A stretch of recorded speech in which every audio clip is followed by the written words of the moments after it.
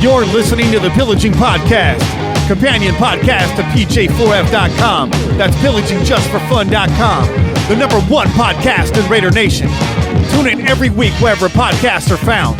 Call in to leave a message to be played on air at 408-909-PJFF. This episode brought to you by Creative Media Design Studio. Check them out at CreativeMediaMonterey.com. Yo, it's time to pillage another podcast. I'm your host, Kenny Stapler. What's cracking, pillagers? Yeah, what's cracking, baby? We out here. Seated to my immediate left is my brother from another mother, the Mr. Che himself. Che you goddamn right. And you damn right. Adjacent to the man Che is my other brother, Kane. How you feeling this afternoon? Whoo, whoo. And to my right, all the way from the frosty depths of Anchorage, Alaska, is Angria Trask.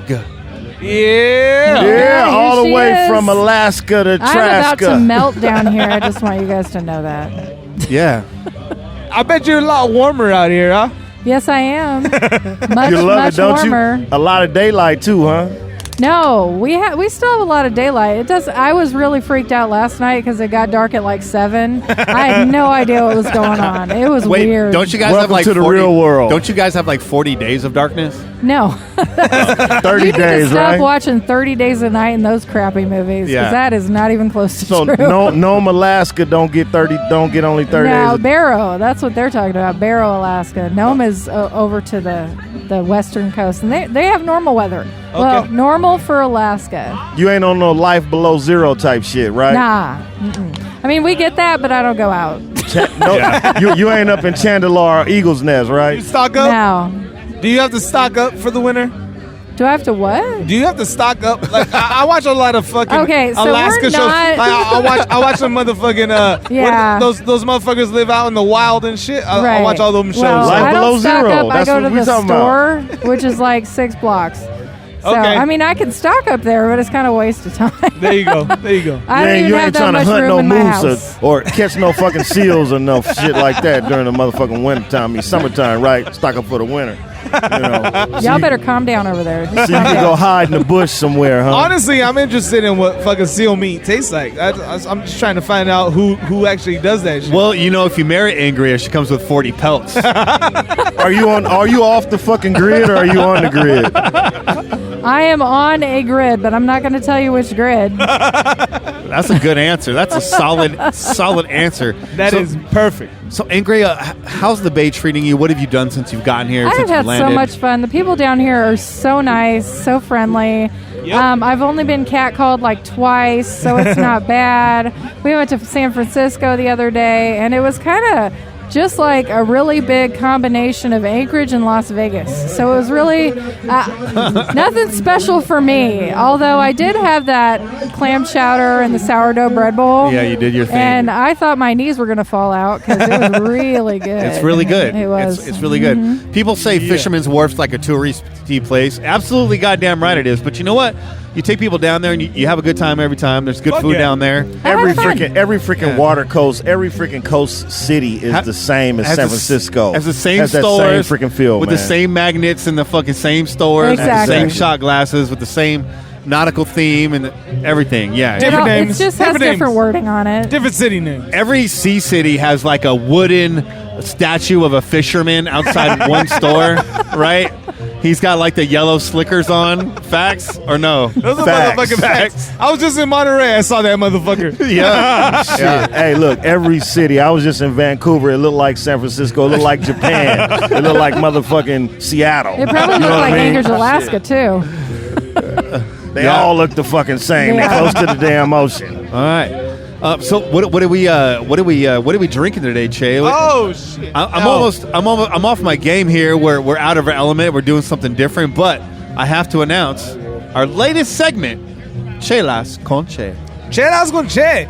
You know what, man? This is a motherfucking tailgate out here. You hear that crack? You hear that? Oh yeah. It's that soft pour right there. It's that soft pour. I'm drinking that Union Jack IPA by Firestone. Firestone, shout out to you. Shout out to Firestone. Those are delicious Because you beers, do man. beers right. That's busting a beer nut right there. All right, I'm going to have to go and get a squeegee real quick. Hey, Yeah. so that's the Union Jack IPA. That's that Union Jack. But you know what? I announced on Twitter that I was bringing that variety pack that you and I took hold of on the last podcast. You know, we were enjoying ourselves Yes. with that variety pack last very podcast. delicious. Very delicious. Guess what? It's back, people. It's back. It's back, and we're having a good time too. 2 times. It's Two back, times. baby. Hey. Not 2 chains, it's 2 times. It's 2 times back. the goodness. It's just like you Here's my told brother her, I'm Raider back, Homer. baby. That's our brother Raider Homer. Are you guys ready to get into this? You guys ready to talk about some Raiders? I'm Damn ready. right. So just to let you guys know, we are out here today in the Oakland Coliseum parking lot, the A lot, as a matter of fact, the sweet lot. We're having a good time with our Raider Nation brothers and sisters out here, and we're on location. But that does not mean we don't have a show to do, so let's get started right away. Everyone's favorite segment, Quick Hits. Che, what do you think we're going to talk about in today's Quick Hit segment? What could have possibly gone on in Raider Nation this week? I mean, hell yeah, it could have been on anything in regards to us leading a game and then losing it at the end. We're not going to talk about that right now. Then it could be on us leading another game and actually finishing it this time. There's Jay's Quick Hit. No, really. Let's seriously get into this. Look, my quick hit is this. Yeah. Get a fucking win. That's There a you quick go. hit for you. There's a quick hit. And as you guys know, hopefully, we're going to get into Chase Radamas here in a moment here. You're damn right. How are you guys doing? Pillaging Podcast. Make sure you follow us on social media at Pillage Just for Fun on Twitter and the Pillaging Podcast on Instagram and Facebook. But let's really get into it, guys. Quick hits. John Gruden and his personnel staff is driving a wedge through this front office. Uh-oh. And this is a report that came out earlier this week. I can't say that this is a surprise, Kane, that we're hearing this now, because you and I think both, in our cautiously optimistic approach to the John Gruden era, warned Raider fan that this was likely going to happen. Reggie Nelson as a possibly lame duck GM for the rest of this season. Reggie McKenzie. Reggie McKenzie. Did I say Reggie Nelson? Reggie Nelson's pretty lamed up Hey, too. I'm tired of looking Reggie, at the they back of need to his go. jersey on plays. With the Shit. amount of playing time that Reggie Nelson's getting, I wouldn't be surprised if he gets a front office role next season. Hey, he needs something because the back office is tired of being looked at. Anyways, yeah, my bad. I've had one or two chelas con che today, so just a first slip of the tongue right there. Shout out. But let's talk about this. Angria, tell me about it. What are your thoughts on this? I mean, obviously Reggie McKenzie's out. He's going to be exiting the GM position after this season. It would seem like, or do you see it otherwise? No, I totally see that. The only thing that they would be missing with Reggie McKenzie is contracts. He's a good numbers guy. That's it. He's not a good talent guy. He had a really good draft in 2014. Yeah, but obviously yeah. a third of those really good picks is gone now, and he hasn't really done a whole lot. I mean, we got Amari disagree with Cooper. that. This year, I think, was one of the better drafts we've had, but obviously John Gruden was involved in this year. Now, I disagree, Angria. And I would too. Andrea. And I'm going to set you up here, Kane, because what I've seen over the last few years is a few guys here and there every year that we jettison to other teams. Like, you know what? And then what do they go do? Ball out. They go ball out. They make plays. You know, Andrea, let me tell you something. Reggie McKenzie drafted players that Jack Del Rio and his staff wanted. If you look at Reggie McKenzie's history, Reggie McKenzie works with the coaching staff to get the players that they want. Okay, so right now, Jack Del Rio was a defensive-minded guy, so Jack Del Rio obviously is going to come to Oakland and want to build a defense, right? Okay, so we fell into Khalil Mack, Amari Cooper, Derek Carr. We did good in that 2014. Gabe Jackson. Okay, but the seasons following, he's just going off of what the coaches wanted.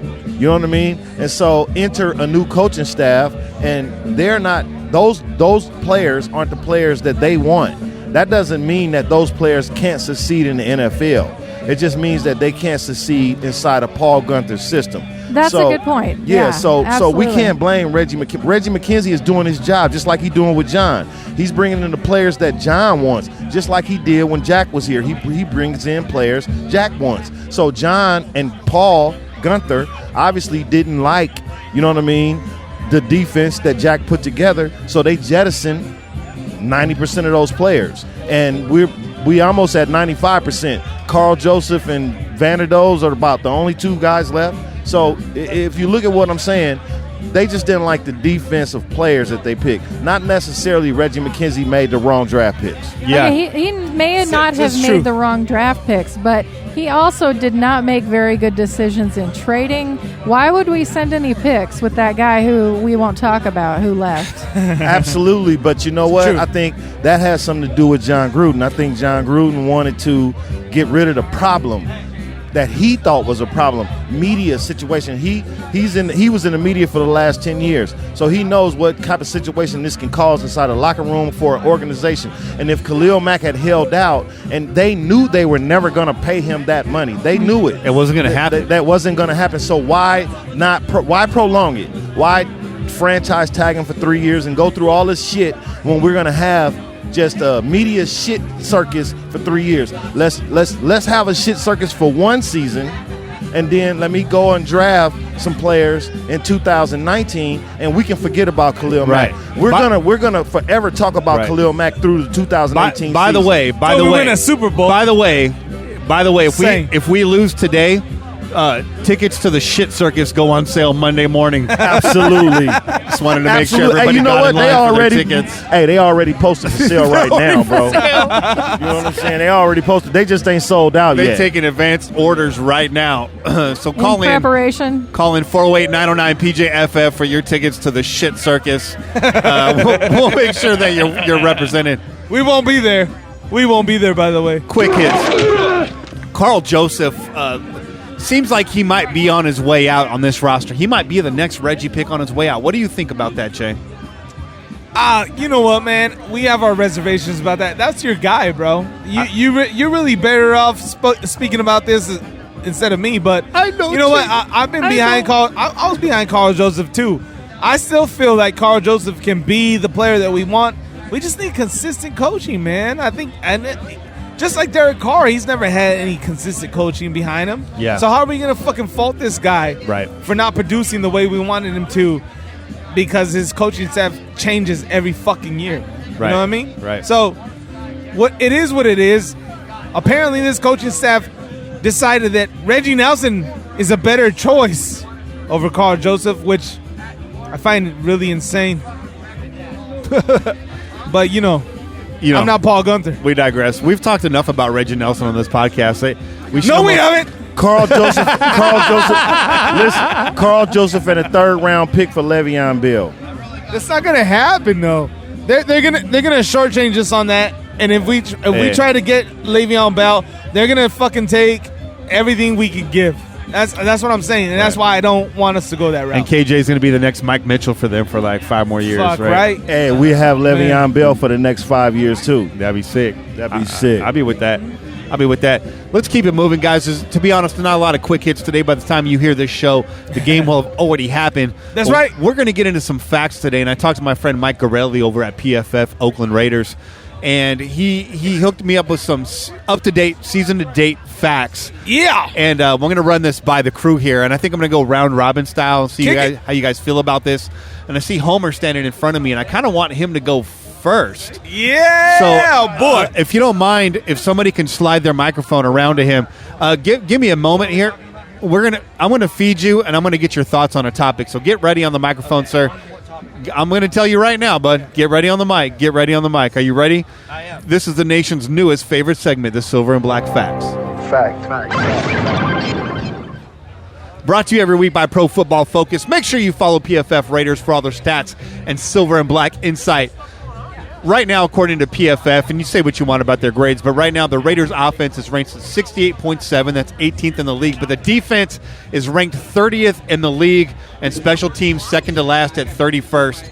Raiders' highest offensive graded players throughout the week. Through week 3. You got Lynch, Cook, and Hudson. Those are your 3 key players so far, according to them. Tell me what you think about this team. I know you see them close in wins. Where does Homer rank them? Fact. What's up, brothers? I really think it's hard to do anything right now. We have a whole new coaching system.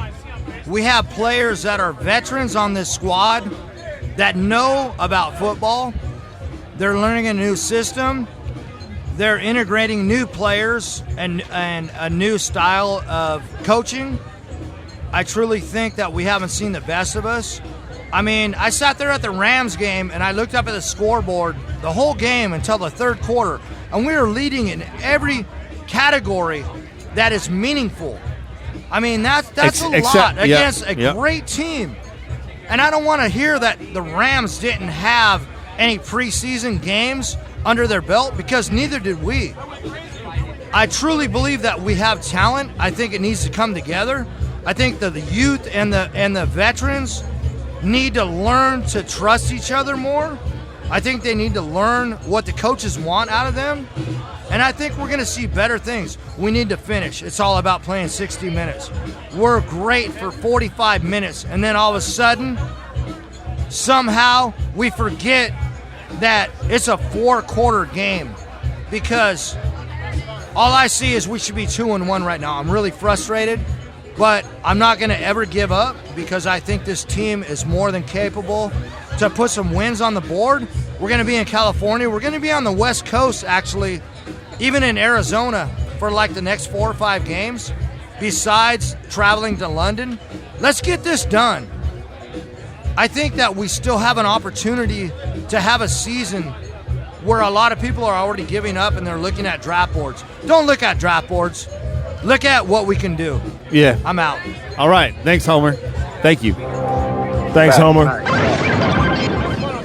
All right, Good to Kane. see you out here, brother. Kane, I got a little something for you. Kane, the Raiders' highest graded defensive players through week 3 are Eric Harris, Rashawn Melvin, and Clinton McDonald, who doesn't really count. He hasn't had that many snaps. Actually, that's not fair. He's played in 2 games now in a 3-game season. So my apologies. He's just so brand new he just got here. Pardon me. Don't act brand new. Who's missing from that list? 3 highest graded defensive players: Eric Harris, Rashawn Melvin, and Clinton McDonald. Who's missing from Markel that Lee. list? Fact. Thank you very much. Markel Lee has made plays and been making plays. But you know what? Hey, I can't really just say one player. I'm going to have to say Markel Lee, but I told you, we talked, Arden Key has been making plays after plays after plays after plays, but it's not showing up. He's not getting home. Yeah, no, he's not getting home. But he's doing the small things, and if you watch the film, you'll see he's going to start to pop. Maurice Hurst is going to start to pop. Right. You know what I'm saying? But Markel Lee is another sleeper, though. He's been making plays, too. But if I had to say one person that's really getting slept on is Arden Key. Arden Key has been slept on. Damn right. Go ahead and buy your Arden Key jerseys right now. I'm ready. Book that. Hey, 99. What about can we call him Arden Smith? Oh shit. Let's not do that. I want to drink. not how I wanna get arrested, bro. Alden Key. I don't want to put that. Alden Key. I don't want to put that bad. Let's put that bad juju on on that guy, man. Come on now. him. So the lovely Angria Trask here sitting at my right. Let's get you to chime in here. You've been awfully quiet. You guys talk a lot. Seriously. Like my partner Jenny said, your shit is long, Che. It is long. Yeah. It is long. Hey, it's a talk show. What the fuck am I supposed to do? Hey, but you know what? Open up. Say something. Jump in. We just conversating. You know All what right, I'm here's saying? who's missing from this. Dominic Rodgers-Cromartie has made some plays. Yeah. Okay, look at him on special teams. He nailed a guy a couple weeks ago. That was the best play of that entire game. And he's a vet, fine, but he's damn good corner. I've seen him make some plays. He intercepted Aaron Rodgers twice in one game a few years ago. Right. He's still got some of that in him. He's made some plays this year so far on special teams as well. Did you see the hit that DRC put on dude? What was that? That was it. That was the one, right? He was my lady killer that week. He was. That was when I was on the Just Win Ladies podcast. Yes. That's right. That was Angria's lady killer on that special teams play. Yep. It was beautiful. That's right. It was beautiful. Guess what Raiders player is ranked second amongst all players in his player personnel group? Arden Key. Nope. Take another guess. Mo Hurts. Take another Gary guess. Conley. Marshawn Lynch. Oh, my God. Marshawn Lynch. Shout out to Old Town, baby. Beast right. mode. That's what I'm talking about. Born and raised And he Oakland. was a lady killer last week. Yes, sir. Marshawn Lynch is a lady killer every week. Pardon Oh, yes, he is. my interruption. Oh, I bet Yes. you wish hey, you want you some Marshawn Lynch today, I hope so. Marshawn Lynch ranks second amongst running backs with an 81.6 overall grade through week 3 and 7th with 154 yards after contact. That's 1.5 football fields, Angria. Yes, it is. That's a long distance. That is a long distance, and After- I'm not surprised about it. I got to tell you, he still had so much in the tank after he decided that he wanted to retire for a minute, and then he came back.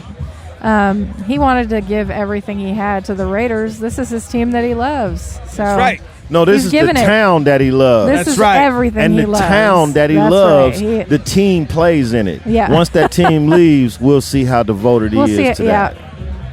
that's a True. very good point. Thank you. Speaking truth. Those are facts. Stop saying facts. Facts. Facts, baby. Through week 3 this season, Oakland ranks 32nd in pressures with 21 when quarterbacks take 2.1 seconds to throw the ball. That's not even a lot of time. That's the same amount of time people complain about Derek Carr taking to throw the ball. It's true. And after 2 seconds in the pocket, we're ranked 32nd in pass rush. Wow. We got nothing. Oh, man, I hear that's that. ugly. I hear that. If that's your key to the game today, sure, fine, facts, yeah, I got you. But guess what? Pass rushes are hard to find. They're hard to find, and they're definitely hard to find here today in Oakland, Alameda, Sign me up, coach. County Coliseum. I'll rush the passer. Sign me up. I'll go out there. I'll trip people, Put me poke on them in the the field. eyes. I don't care. Is that a penalty if I poke them in the eyes? Kick them in the is. nuts? I Hey, don't you think know it what? is. Be at the bottom of a pile, and you'll figure it out. I got small hands, so I can get in there without having the face mask. There you go.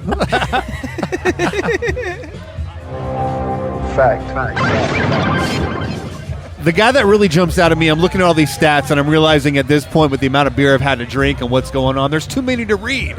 But there's one that jumps out at me especially is Tyre Whitehead. Tyre, he is awesome. What end of the totem pole do you think he ranks on right here according to Pro Football Focus? Where do you think he's at? Angria Trask, you think he's awesome. What's I do. What's the Angria Trask score for Tyre Whitehead? Just give him the arbitrary number that feels good. Okay, so you want this is my opinion, or am I taking a Is guess? he awesome because he looks good, or is he awesome because you like to play on the Those field? two are not mutually exclusive. Take a guess. They I can go don't No, together. but I mean, I'm just saying. Tyre you know, Whitehead, I watched him in Detroit, and I was always impressed. Impressed with his looks or impressed with his play on the The field? two are not mutually exclusive. We but just I don't covered know. this. I'm just trying to figure no, that out, he's a good though. player. He can play anywhere in linebacker position. He can play the front seven pretty well. Haven't seen him play right on the line, but I'll take the linebacker. We need a Mike position desperately, and I see him out there killing it. I see Whitehead flying to the ball. I've actually, the reason why I said he jumped out is I'm quite surprised. He ranks the lowest amongst all active Raider players with a 36.7 grade. He's ranked 88 out of 95 at his position in the league, which was really shocking to me. Now, we all admit it. We're fans, but at the same time, it's critical. Some of these scores can be a bit wonky, right? But we ain't finna sugarcoat shit either, though. We're not Okay. going to sugarcoat it neither. Where is he at in the fourth quarter? That's what I want to know. Hey, do we have a remote That's the control question. cooler coming through this motherfucker? A motherfucker right, with a that's Browns not remote okay. control cooler just. Hey, can we get this on tape? Can somebody get this on film? Look at got this shit. we it got has a remote. the Cleveland Browns on it, so I'm sure it's full of duty. How about to jack that man. motherfucker? Hey, I'm what about to jack do it. it got in it? It's I'm got about some to jack nasty that some nasty Red Bull and Probably what's Bud that Light. shit? What's that shit they drink? Red Bull and They all got Bud Light for free, didn't they? Because that- they won a that game Russian finally shit. after 385 That's right. years. He's got a cooler full of the free fucking beer that came Yeah. out of them coolers Exactly. out in Cleveland. I don't know about you guys. You guys ready to eat some barbecue? Hell Yes. yeah. What do we get to cook today, Che? What do we get to cook? What do we Oh, got? man, that good old carne asada. I've been dreaming about that shit all week. But you know what though? We didn't come alone. We came with an army. We came with an army of tailgaters, and I heard that there's a little bit of ceviche over at that tailgate. Say no more. All right, I'm gonna take a break. I'll be back. Say no more. And you already know Greg be cooking up that great tailgate. Last time we were here, Greg hooked us up with that delicious fried chicken, collard greens, black-eyed peas, and that cornbread. So I can't wait to see what he has do you know you today. got a black man sitting next to you, man? I can't wait to see what Greg's got cooked up today. That's all I'm saying. Did you realize you got a black man I'm sitting just next to saying, you? bro. I'm hungry. That's what he had. But I'm hungry right now. That's what he had. And you last just time, fucking bro. with my stomach right now. Black-eyed peas and fried chicken and greens, man. Let's go fuck up this tailgate. That's all I'm saying. Hold on. Right now, because I might have to be late to the game to go eat some greens and chicken and black-eyed peas. We got a show to finish, fellas. We got a show to finish. Quit talking about soul foods. Hey, we got a show to shit. finish. Don't forget you got a nigga on set. Okay. And I've been told that I was probably an old black mom in a past life, so that's why I love soul food. I might and have to beat come my kid taste in some of your public. cooking there. Did you say? Wait, hold on. Cooking up. Did you say in a past life? In a past life. Because you know who can talk about past lives and speak on those levels is somebody that with a certain psychic nuance about themselves, and I'm talking about the one and only Chase Stradamus. That's a beautiful sound. Fire 'em at me, man. Chase Stradamus, man. Here we go. It's week 4 in the NFL. The Oakland Raiders. That's right. Back at home, and the Cleveland Browns. You damn right. If it's Brown, flush it down. Have arrived here at the Oakland Alameda Coliseum. So, lay it on me, man. What have you got in store for this game? Who's to be watched in this game? All right. Plain and simple. Plain and simple. I'm going to keep it down to two. All right, people. I'm going to keep it down to 2 predictions.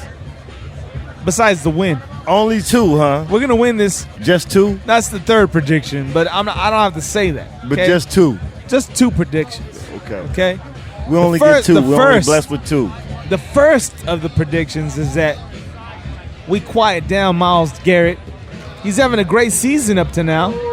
He's got 4 sacks, right? So I'm looking at you, Colton Miller. I'm looking at you, Donald Penn, although you probably won't see a whole lot of him. To shut this man down, all right? We're going to shut this man down, okay? No sacks. You heard me? No sacks for Myles Garrett. No sacks for Myles Garrett. This Raiders squad is going to keep my man Derek Carr clean, okay? And Derek Clean's going to have a... Derek Clean. Derek Clean. Derek That's Clean a clean-ass car. Derek Clean Carr Candy-coated. is about to have a great motherfucking Wet. game, all right? Yes, sir. All right. All right? All right. Second prediction is we're going to get some of that good old-fashioned 90s Raider running the game down ball. We're going to get Marshawn. And we're going to get Doug Martin running in between the tackles. We're going to run this ball down the throat of Cleveland. Cleveland ranks at the bottom of the run defenses. Yes, they have some good defenders, but they haven't been able to stop the run, y'all. So guess what? Marshawn Lynch, I'm expecting a big game out of you. Let's go ahead and say, Marshawn, you're going to have, let's say 80, 90 yards today, Marshawn. Bold fucking prediction. And a touchdown. Bold prediction, baby. Because you know he's going to get in on that goal line. So So fucking is it bold going to be an prediction aerial right there. touchdown or is it going to be a running touchdown? Oh, he's going to be, it's going to be whatever you want. I love that aerial touchdown. Whatever you want. He ain't providing whatever you need. I don't know about that, you though. know I will provide. But I don't think he ain't going to provide that shit this week, though, bro. You know what I'm saying? That's what I'm saying. Marshall's getting in the end zone. Doug Martin's going to be a good second back for us. I'm looking for the Raiders to be over 100 yards rushing total in this game. All right? Okay, Chase Stradamus. And we're about to win this game. Final prediction will be the Raiders will win. The Raiders will win. 30-24. And there you have it, folks. Chase Stradamus, just for you. It's time for a crossover segment here on our show because there's another show. You guys might have heard of it. It's called Just Win Ladies. And they have a little segment called Seriously Bro. And we have a little segment called Let's Keep It Real. And I feel like the two are kind of like shady cousins. Right? Shady. So it's time for our little crossover segment called I keeps it up. Seriously Bro. Seriously, bro. Seriously. So Seriously? This right here, I'm gonna yield to Angria and to Kane on this one because I want to hear your two voices during this segment. Kane, this was your idea. I really feel like this is meant for you, brother. But let's keep it real. What are you trying to keep it real about this week? Hey, look, I'm gonna keep it real, and I'm gonna keep it real as I can really be. If we don't win today, I'm not. Hey, look, y'all listen to this show for positivity. But if we lose today, what fucking positivity do y'all have for me to say? I'm getting tired of talking positive because I got a lot of negative shit to talk about. You know what I'm saying? Hey, I'm not going to be a real patient guy now. I've been holding it back because I'm a diehard Raider fan, and I've been one since I've been 6 years old, or probably since I've been born. But at least since I've been fucking 6 years old. And if y'all motherfuckers lose this week, ain't no more positivity from this motherfucker right here. So I'm just keeping it real. Ungoddamn believable. So Andrea, hey, if you could make my day positive, if you could tell me something that's gonna make me have a positive day today, I want to hear it. All right. Keeps it up. Seriously, bro. I'm going to seriously bro Kane today because you know what? Oh, shit. We have been through the dark ages. Shots and fired. Finally, we are at a place where we have a franchise quarterback. We have some legendary players. Marshawn Lynch. He's going to be a legend when he retires. But is that producing wins right now, though, baby girl? That's what I'm trying to figure out, though. You know what? There are so many positives looking at this team. It's an inevitability that we see some wins. John Gruden, first year with this team initially, went 8-8. If we go 8-8, I see good things. Hey, you if know we what? go 9-7, even better. Okay? I predicted 8-8. I predicted 8-8. Okay, but let me ask you this: if we lose today, what is your feeling gonna be like tomorrow? Are you gonna still have the same feeling? I might. It depends on how we play today. If I can see wins coming up, which I can right now, if we don't win today, then it's because we lost to the better team. I believe that the guys that we have on the field right now have the skills to get it done. And if they don't get it done today, if we lost to an inferior team, yeah, I'll be pissed off. And I will wallow in misery with you. I'll be sleeping on the plane just dreaming about horrible Raiders plays. But I do believe that you have to look at past performances and see what the potential is. I don't like that word for potential, but I do see that this team is going to win. This is how many years of different coaches? How many years? 5? Yeah, but you know what, though, Andrea? You're right. You are 100% correct, and I agree with you on that. But I'm going to just say this. We weren't told that, though. You know what I'm saying? Like, when you're a fan and you kind of follow along with what the team says, you know what I'm saying? Yeah. Okay, so, they told us we want to win. They told us we want to bring Khalil Mack back, and I hate to keep bringing this shit up, but I'm just saying, I'm just going over the process. When you think back and you're looking at the process, they never told us the truth. So what truth didn't they tell us? Well, they told us they wanted to win a fucking Super Bowl before they left Oakland. Okay, and they also told us they wanted to bring Khalil back at no expense, right? Okay, that they did say, because I was at Ricky's and I heard John Gruden say it. I was right there with you, brother. You know what I'm saying? Right there. So, but how much of that is on Khalil Mack? Let's be real. I mean, how much? It's on the organization and it's on Khalil Mack. But they offered him a contract that was acceptable. He didn't want to accept it, so they transferred him they traded him over to Chicago. I agree with that. But look, to cut it real short, my point is if we lose today, What are your feelings about the season? Did you feel like we were lied to? Let's keep it real. Were we lied to? Did they tell us they should have told us we was in a rebuild mode, or they didn't? Were we lied to? You know what? Everything changes. That's the only constant in life. Everything changes. So he may have been really, really hyped up. Gruden may have seen exactly what we can do with this team, but until we get personnel on the team, we don't know what's going to happen. I can't feel like I was lied to if somebody had that belief at the beginning of the season. That's an interesting point too. Do you think that John Gruden foresaw trading Khalil Mack when he got here? I believe John Gruden never thought he was going to pay Khalil Mack when he got here. Yeah. Okay. That's fair enough.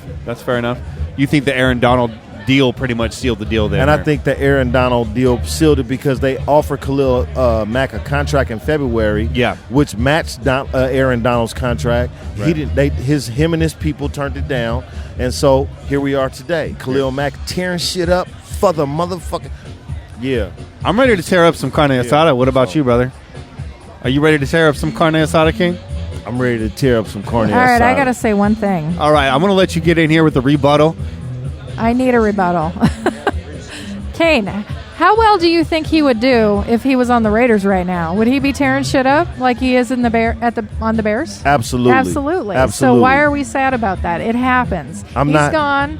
And I am disappointed about that, but I put a lot of that on Mac. He could have taken that $20 million a year. If you're all about the money, which I get it, he's got to pay his family. He's got to support everybody until he dies because he's got a small window.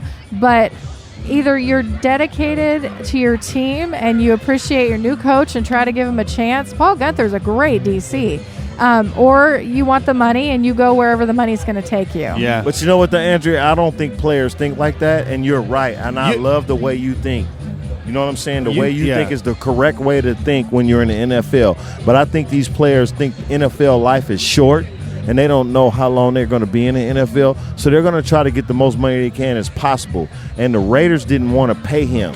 You know what I'm saying? So the Raiders didn't want to make him the highest paid. I'll tell you this: player. you can support a family for a lot less than $20 million a year. I do it every year. That's all I'm going to say. We all do. We all do. So what we're going to do here now? We're going to take a break. The crew is hungry. I got to go to the head really bad. Okay, I'll go with you. Not the same one though. It's going to be weird. No. Whoa, that got creepy. That's like when your big brother watches you go to the bathroom. Didn't you mention that early on in our season? Absolutely. You did. That's creepy.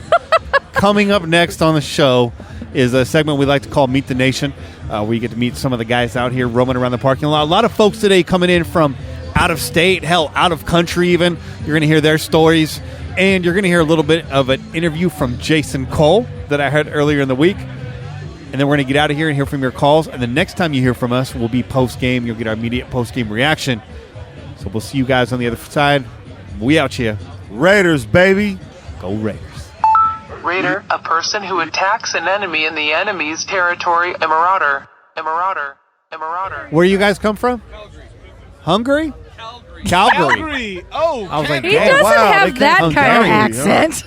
Here, can you hold this? Can you hold this? Be careful. It's a very short cord. Can you hold this, sir? You're very tall man. Very tall. Again, this is another episode of Meet the Nation. What's your name, sir? Wes, where are you coming from today? Calgary, Wes? Alberta, Canada, all the way down for the Raiders game. Are you kidding me? Is this your first Raiders home game? This is my first Raiders home game. I wanted to see them where they belong in Oakland before they moved to Vegas. Amen to that, man. Preach on. So when did you guys get in town?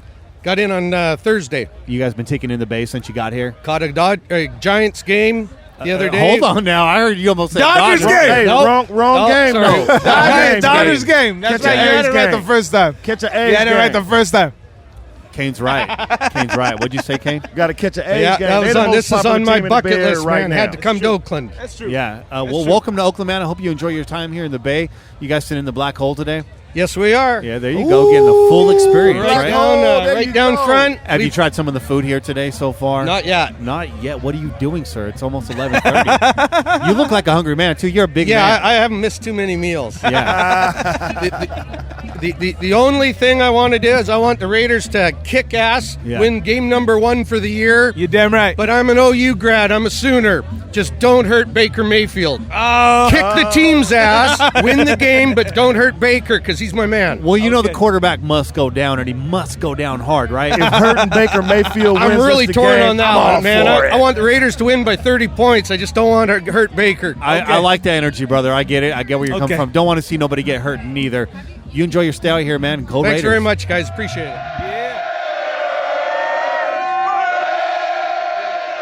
Welcome to another segment of Meet the Nation.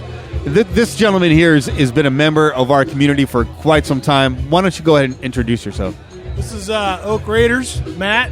First time on the podcast. Right there. Get closer to the mic, brother. Closer to the mic. Am I close enough to the mic? Stay right up on it like you about to kiss I hope it. somebody has a question because I don't have anything to say. All right. Well, so how far did you travel today? Yesterday we came in from Philadelphia, so it was about 3,000 miles-ish. Why don't you do this for me? What's that? Why don't you do this for me, Matt? Oak Raider, give me your 3 keys to the game today. What are the 3 keys? Pass rush, and pass rush. If we get pressure on the rookie, we can win today. If we don't get pressure on the rookie, he's going to carve us up. Hey, bud, I got bad news for you. Huh. Because we got like the second lowest ranked pass rush in the National Football League. I mean, the rumor is that good pass rushers are hard to find. So, yeah, I'm sure one right somewhere. When you had one in your motherfucking baby crib. It's a tough life with no pass rush. So you had a pass rusher in we your had, crib. 3 sacks this year? Yeah. Mac had his 4th strip sack in London today. This morning, yeah. So, yep. I know where our pass rush is, but maybe it'll show up here today. I don't know. Facts. Big facts, brother. All right. Welcome to Oakland, baby. Welcome back to Oakland, bud. Welcome back. Juice, come over here. Just say hi for us at least. Those of you that watch the show, especially on YouTube, if you listen in the past, you know Juice lives in the neighborhood and occasionally makes his appearance in the Crow's Nest. Juice, man, welcome out here to the game. It's good to see you out here, brother. What's up, nation? Get my boy, Juice. Yeah. We're Juice, baby. 3 generations deep here. Got my dad and my youngest son with me tonight. I see that. I love it. This is a beautiful sight. I love this, man. Raider Nation, it's a family tradition above all things. It's definitely a family tradition. Absolutely. My dad's the reason I'm here. He's the Raider fan. He started this thing in my family. That's great. What's your name, sir? Jess. Come on up, Jess. So you're the one that got this whole thing started. Is that correct? That's right. Raider Nation, we are live today right at this Coliseum. Are you ready? I hope Raider Nation's ready. When did you become a Raider fan, sir? Oh, it must have been in the early 60s. I was a Jim Plunkett fan. Were you really? Yes, I was his rival in high school. Local guy, yeah, that's right. That's right. Did you go to Lincoln or Andrew Hill? I went to Mount Pleasant. You went to Mount Pleasant, okay. A couple of blocks down the street, yep, same road. Yep, I know the neighborhood. Yeah, very much so. Thanks for stepping to the mic today, Jess. And thanks for introducing my friend here to the Raiders. All right. Take care, man. Yeah, just win. Go Raiders! Just win. Go Raiders, baby!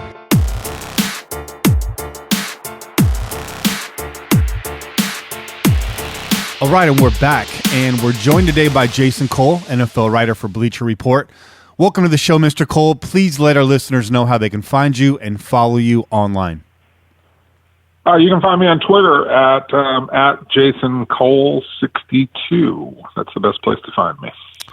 You are a self-proclaimed, exceedingly blunt journalist. Let's get right into it. Let's get blunt. A report surfaced last week that John is working directly with his own personnel guys, separate from Reggie's team. This doesn't come as a surprise at all to me and to many fans, but does this signal the end of the Raiders' run with general manager Reggie McKenzie? Oh yeah, I don't think there's any way. Like, if you're Reggie McKenzie, why would you want to be second guessed by people who aren't working for you? And the flip side of that is, if you don't trust Reggie McKenzie, if you're John Gruden and you just don't trust Reggie McKenzie, why are you working with him? So I think this just this to me confirms that Reggie's gone at the end of the year along with the rest of the scouts. And, John's going to take over control of that team. He's always wanted control since he was in Tampa. There one story after another about him going toe-to-toe with Rich McKay before they fired Rich McKay, and with Tim Ruskell, who was there at the time, as one of the other scouts. Rustin Webster was there as well. And he eventually brought in Bruce Allen, and Bruce did what John wanted him to do. So, yeah, John's going to run the personnel, and that's just how this is going to unfold. So how do you see this shaking out? Do the Raiders hire like a lame duck general manager to fill that seat? Will John take on both titles? Do they keep a guy like Delaney around to work contracts? Is John bringing his own guy? How does this shake out in the near future for the Oakland Raiders?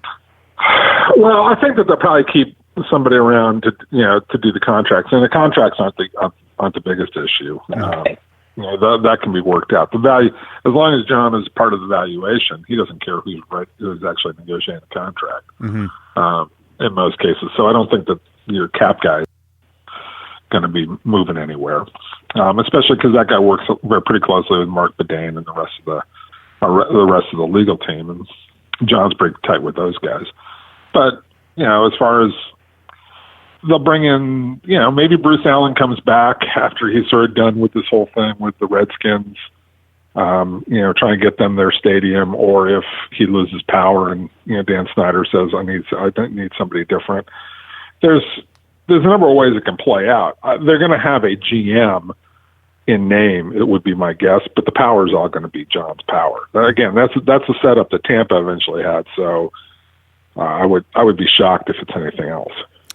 Right, and correct me if I'm wrong, when Bruce Allen was with us last time and when he was with John in Tampa, he was more of the contract guy. Is that correct?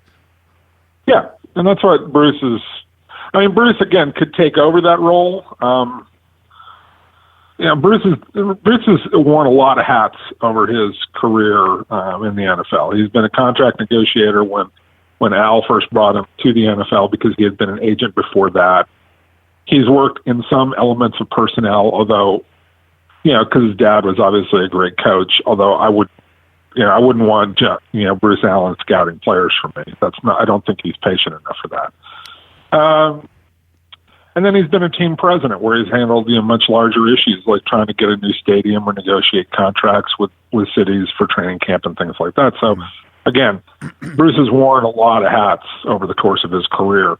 We'll see if he wants to wear one more hat working for John Gruden, if that eventually happens, or whether he walks off into the sunset. Again, Bruce is probably toward the end of his career. I mean, John Gruden may look at this and say, I need to have somebody who's a little bit younger, or elevate one of the guys within the fold already, like Dave Rosano. Dave Rosano, yeah. Is there any other names out there that you see as a potential fit for Oakland, or who's on your radar right now? I haven't really looked at it, to be honest with you, because it doesn't, to me, the name of whoever that person is irrelevant, because the final decision is going to be John's. Yeah.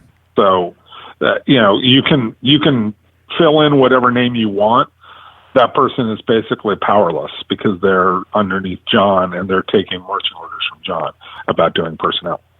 Yeah, I mean, it's becoming more and more obvious that John holds the big stick over there in Oakland. And I was a Reggie backer there at first. I think a lot of people were. It was hard not to be, considering the way, especially that 2014 draft fell in his lap. But since then, and even the signs were there before then, Reggie's been exceedingly mediocre at best as a general manager, and the numbers show it. I mean, you had 50 draft picks, 40 of them are gone. Is some of that John Gruden's doing? Yes. Should some of those guys been extended another chance? Maybe. But the fact remains that those guys are gone. GM's draft legacy is all but non-existent now in Oakland, and it looks like it's time to move forward. But let's talk about John. When he joined the team, the joke was that he hadn't lost a game in over 10 years, and now, 3 weeks into the season, I guess you can go to a more glass is half empty approach and saying he also hasn't won a game in 10 years, and 3 weeks without a win in the NFL can feel like 10 years without a win. What is what's your assessment on John Gruden? 10 years seems like an awful long contract. It seems very unrealistic. What's a more realistic timetable for John Gruden and the Silver and Black? Oh, probably 4 years. He'll get them through to Vegas, get them established there. Look, I watched Jimmy Johnson in Miami, right? And when Jimmy got done in Dallas, he had the bitter end in Dallas, and he wanted to come back and kind of, stick it up Jerry's rear and prove that he would still be great. And he wanted to go back to Miami because he'd had success there with the Hurricanes, and he wanted to replace Don Shula. He had all these things that he really wanted to do.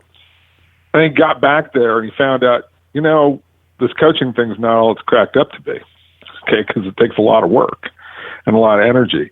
And you can make a lot of money on TV, right? Yeah. Maybe not the same money, right? Like, you're not going to make $10 million a year like John Gruden's making right now, coaching, and you're not going to make that on TV, Mm-hmm.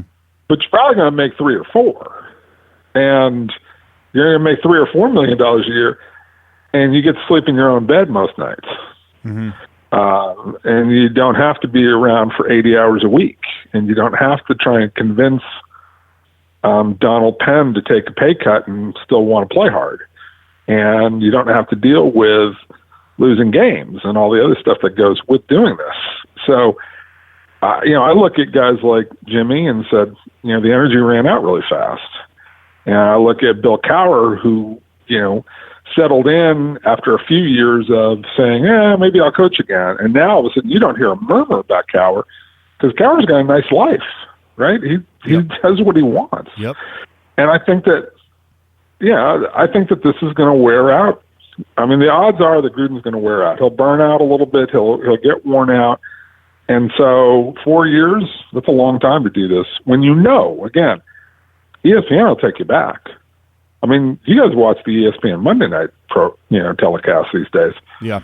And look, Gruden drove me crazy, but he's better than what they've got going right now. Right. And I like Jason Witten. I like Booger McFarland. Maybe they'll get better, but I don't think they brought the same cachet of respect and punch that Gruden did. And I think that ESPN would definitely take Gruden back in a heartbeat, put him on Monday night, or one of the other networks would take him and put him out there and have fun with him. So 4 years. He's not coaching 10 years. I mean, who are we kidding? It's silly. It was a nice contract to throw out there, to make people excited, especially the people in Las Vegas who are going to be buying PSLs and all that stuff. But I never thought that this was a long-term deal. Don't disclude the outside chance that he actually ends up with Fox and then trades Joe Buck to Chicago. That could happen. That could definitely happen. Joke. Bad joke. Except you have to have a play-by-play guy. Because Gruden can't do Spider 2Y banana, every single time. So. No, but there are some folks that would eat that up. Let's change our focus to the team here.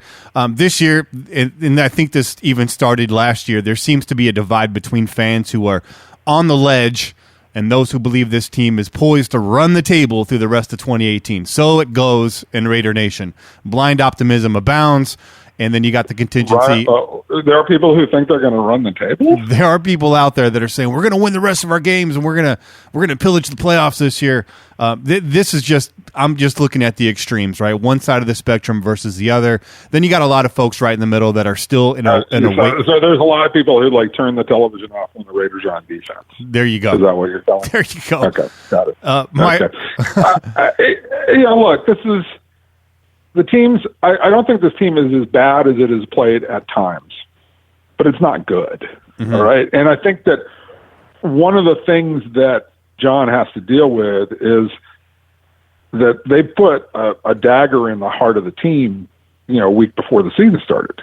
When you trade Khalil Mack, right as the season's about to start, I mean, it's like, you saw the messages from David Carr. I mean, from Derek Carr. You saw how he reacted. Yeah. You don't think that was the reaction around the entire team?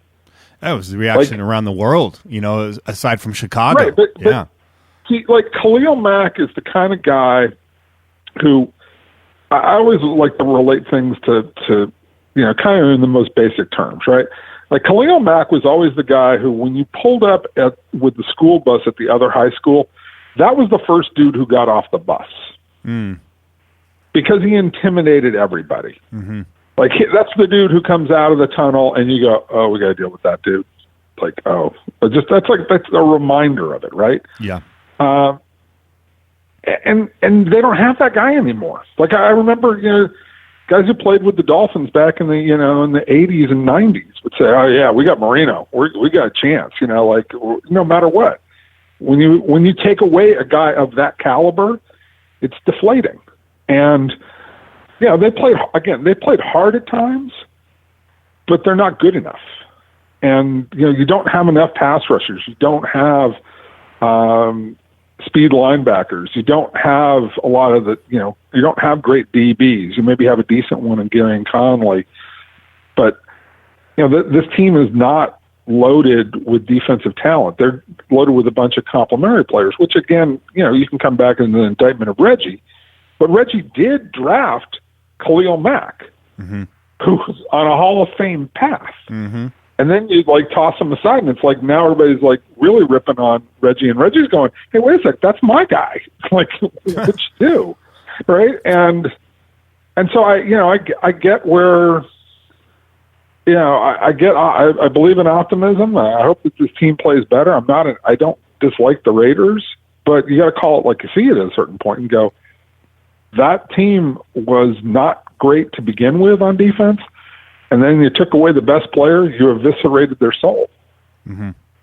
Yeah, fair enough. I mean, it's an accurate assessment. And that's why we have you on. I mean, we're not here to apologize for the team. We're here to call it as we see it.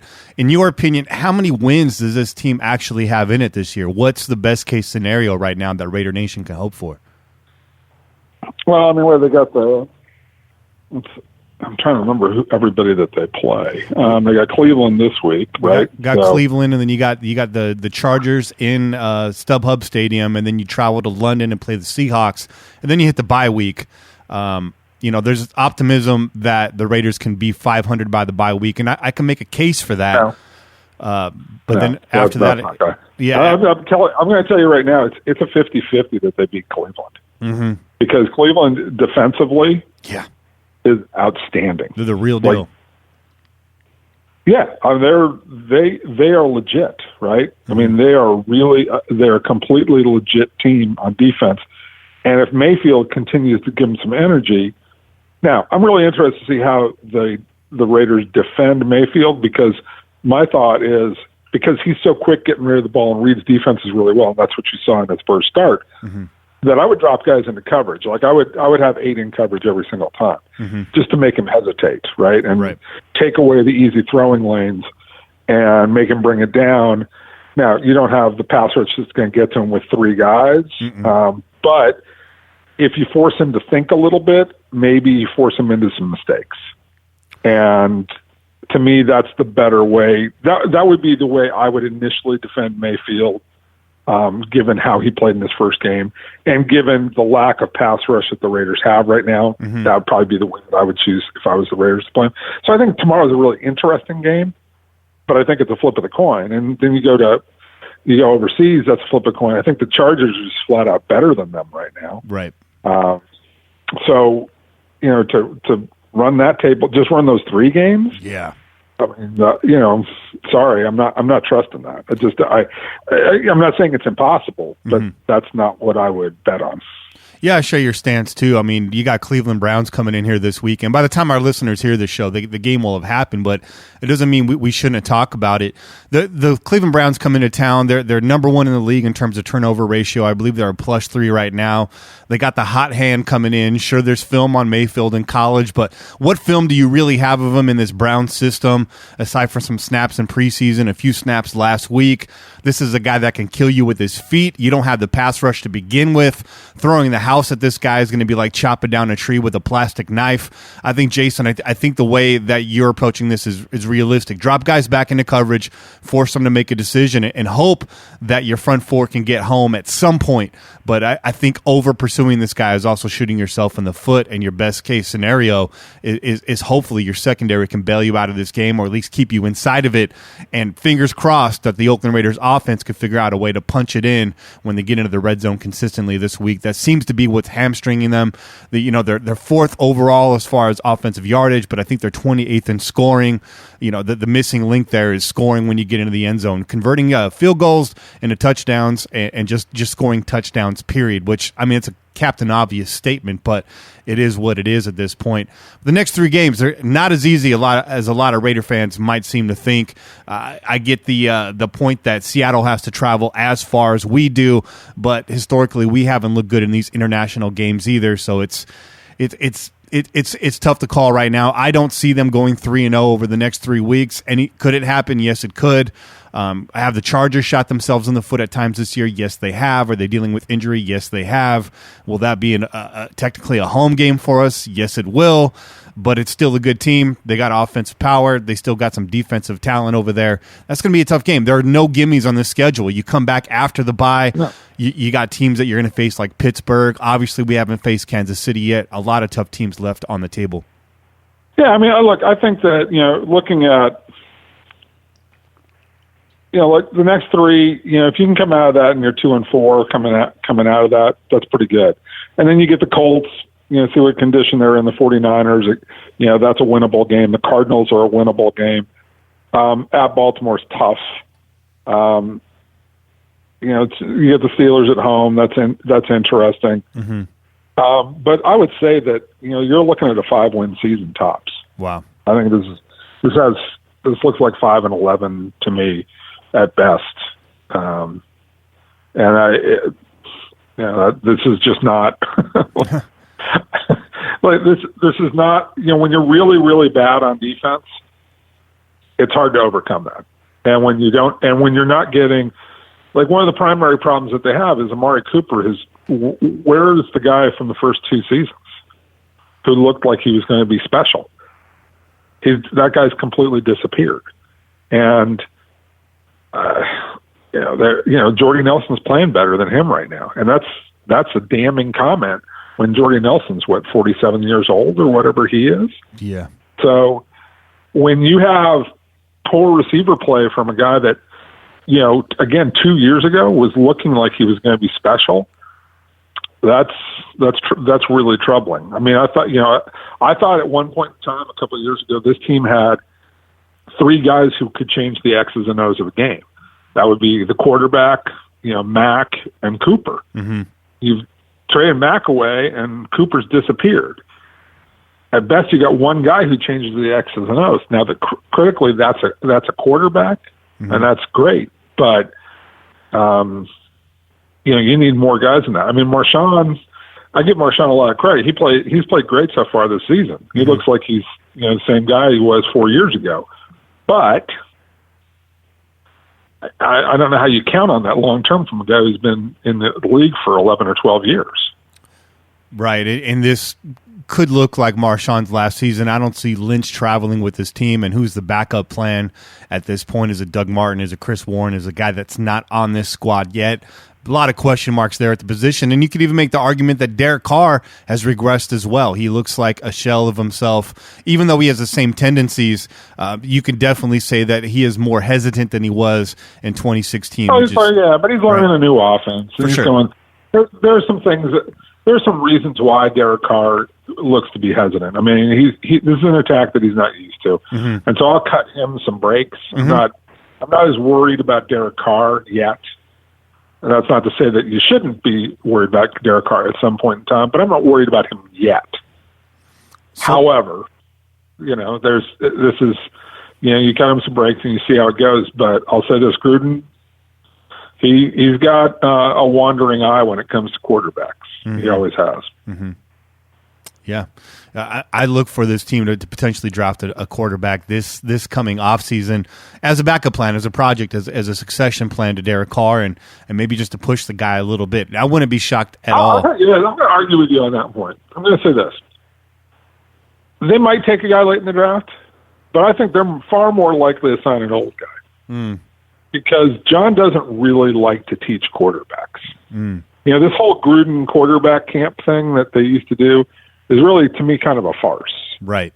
Because he always wanted an older guy who knew the playbook, who he didn't have to teach a lot of stuff to. I mean, Gruden was big on it. He used to say it all the time to Rich McKay and those guys. Give me a guy who knows how to play. Give me a guy. Give me a guy who understands it. Give me this. Give me that. Give me an older guy. That's his tendency, and so that's especially true at the quarterback position. Mm-hmm. So he can talk all he wants about how much he loves young quarterbacks and guys like Case Keenum and Russell Wilson. I just remember the story from when they drafted Chris Sims in Tampa, and when McKay did that in the third, I think it was in the third round, last pick of the third round, last pick of the second round. I'm trying to remember which one it was, whatever year that was. Mm-hmm. It was late night. Gruden lost his mind on that one. I mean, he marched into McKay's office and said, "Don't you ever take a quarterback without my opinion." And this, I mean, he really lost it over that one because he didn't want to deal with a young quarterback. Mm. He didn't want to deal with the pressure of having to develop a guy and bring some guy along. And to be quite honest, he was terrible at it. Mm. It was real. I mean, and I know Chris Sims likes Gruden a lot. They get along and they talk and they have a good time.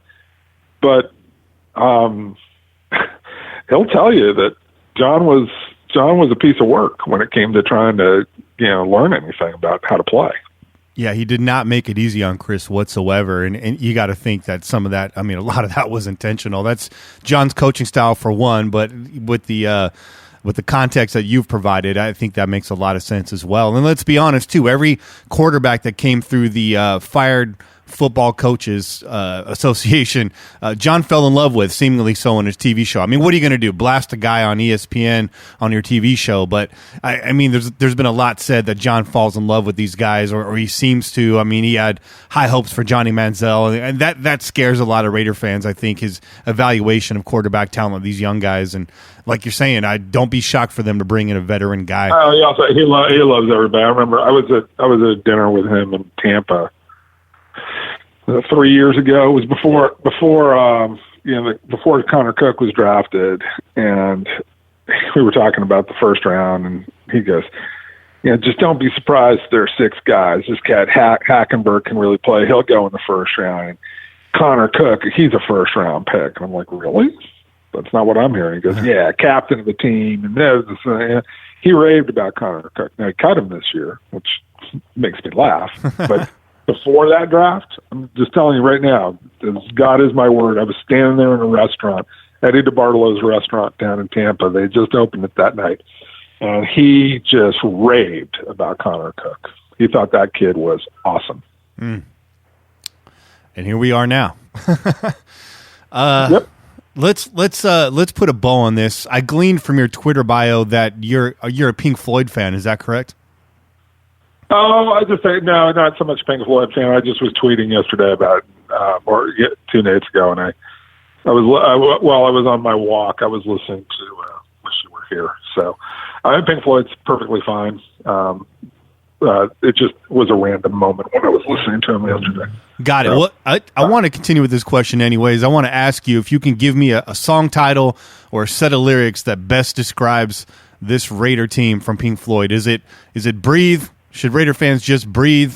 Is time ticking away? Is this just another brick in the wall? Can you ticking away the moments that make up a dull day? Yeah. Further away the hours in an offhand way. Yeah, that would probably do it.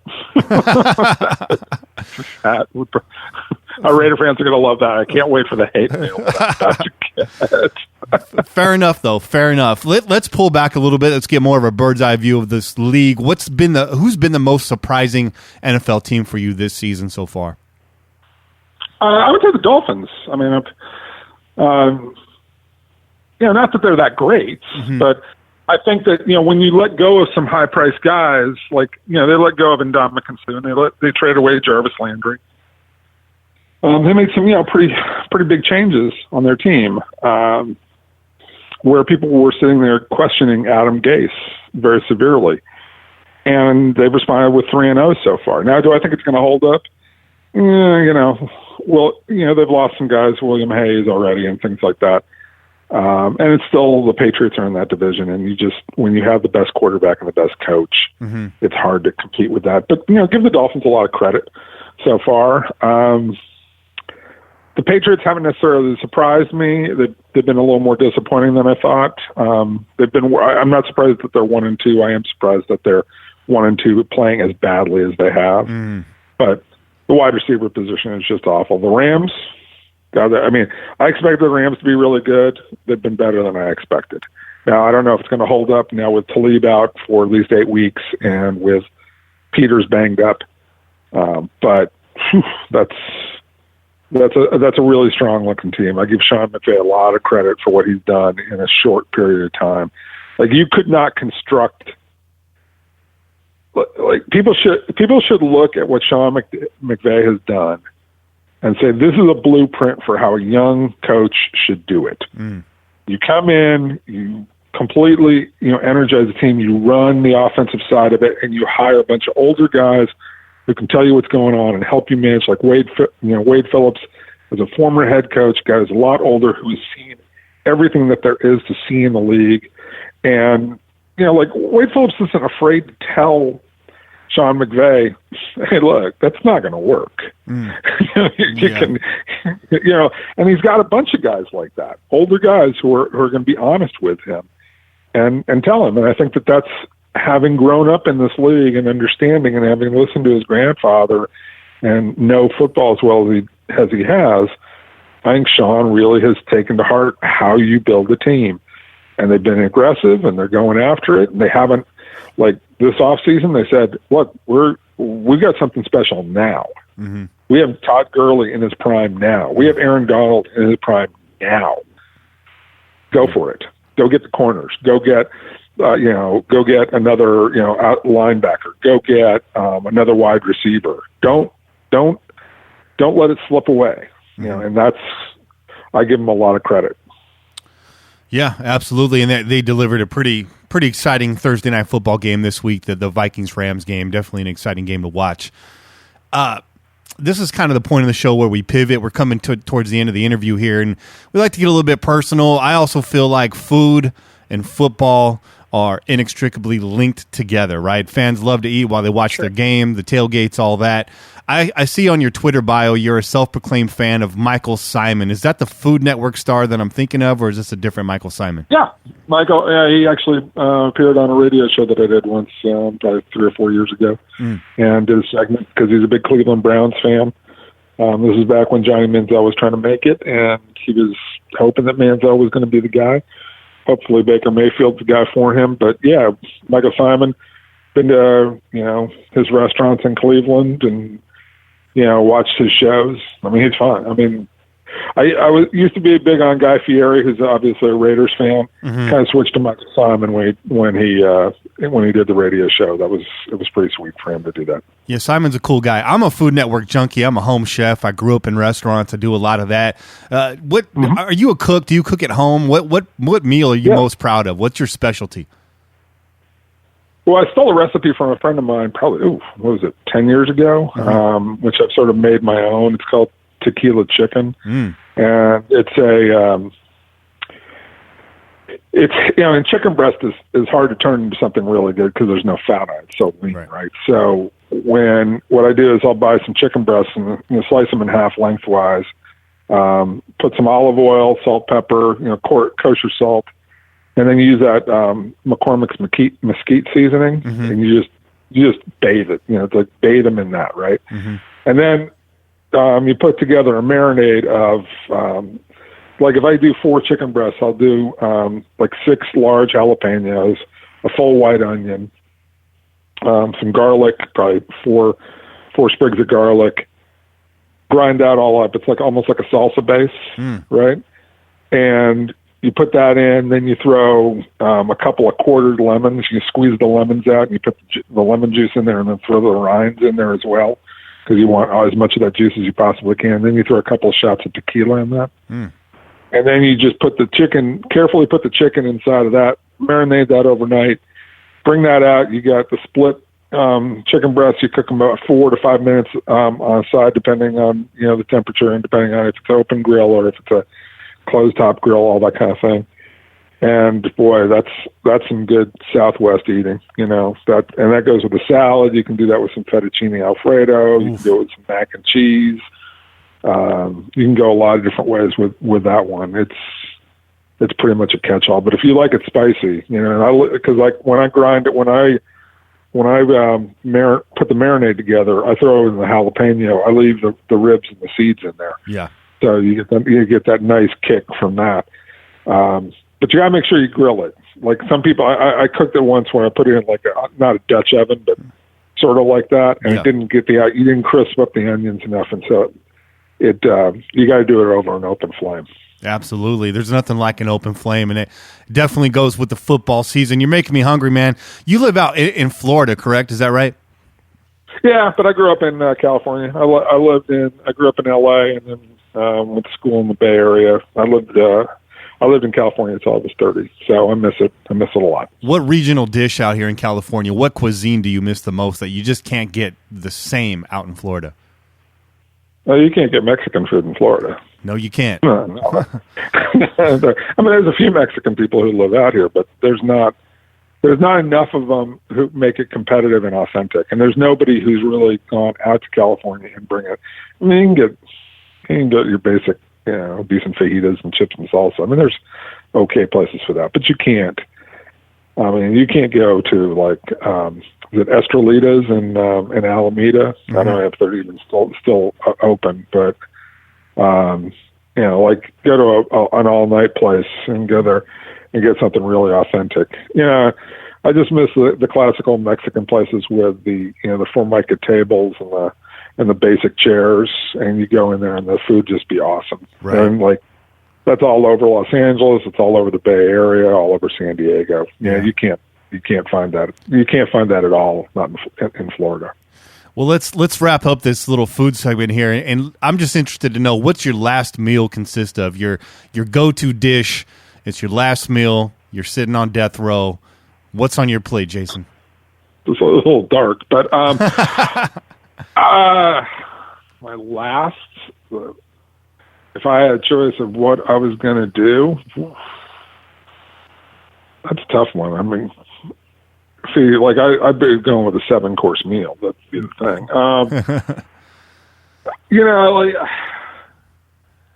It would probably be Sam's Hunan up in San Francisco, which is off of Sansom. Mm-hmm. They do this sort of.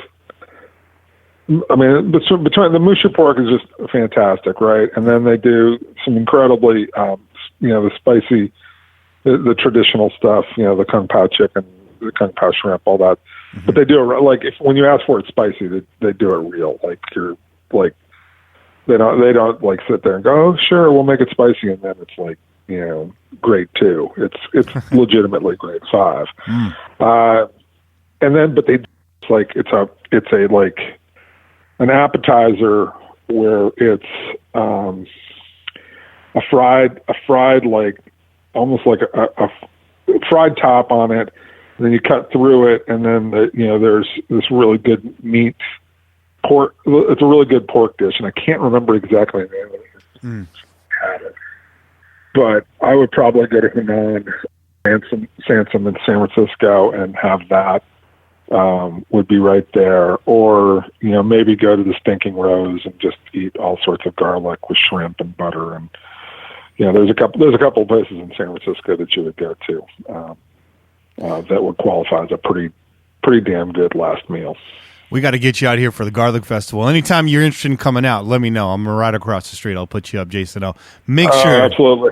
I'll make sure you get all the right dishes. I can still smell the garlic from driving, doing I-5 up to Los Banos, coming up across 152 to Gilroy, and then heading north on 101. I can still smell the garlic and from the many times that I had to do that.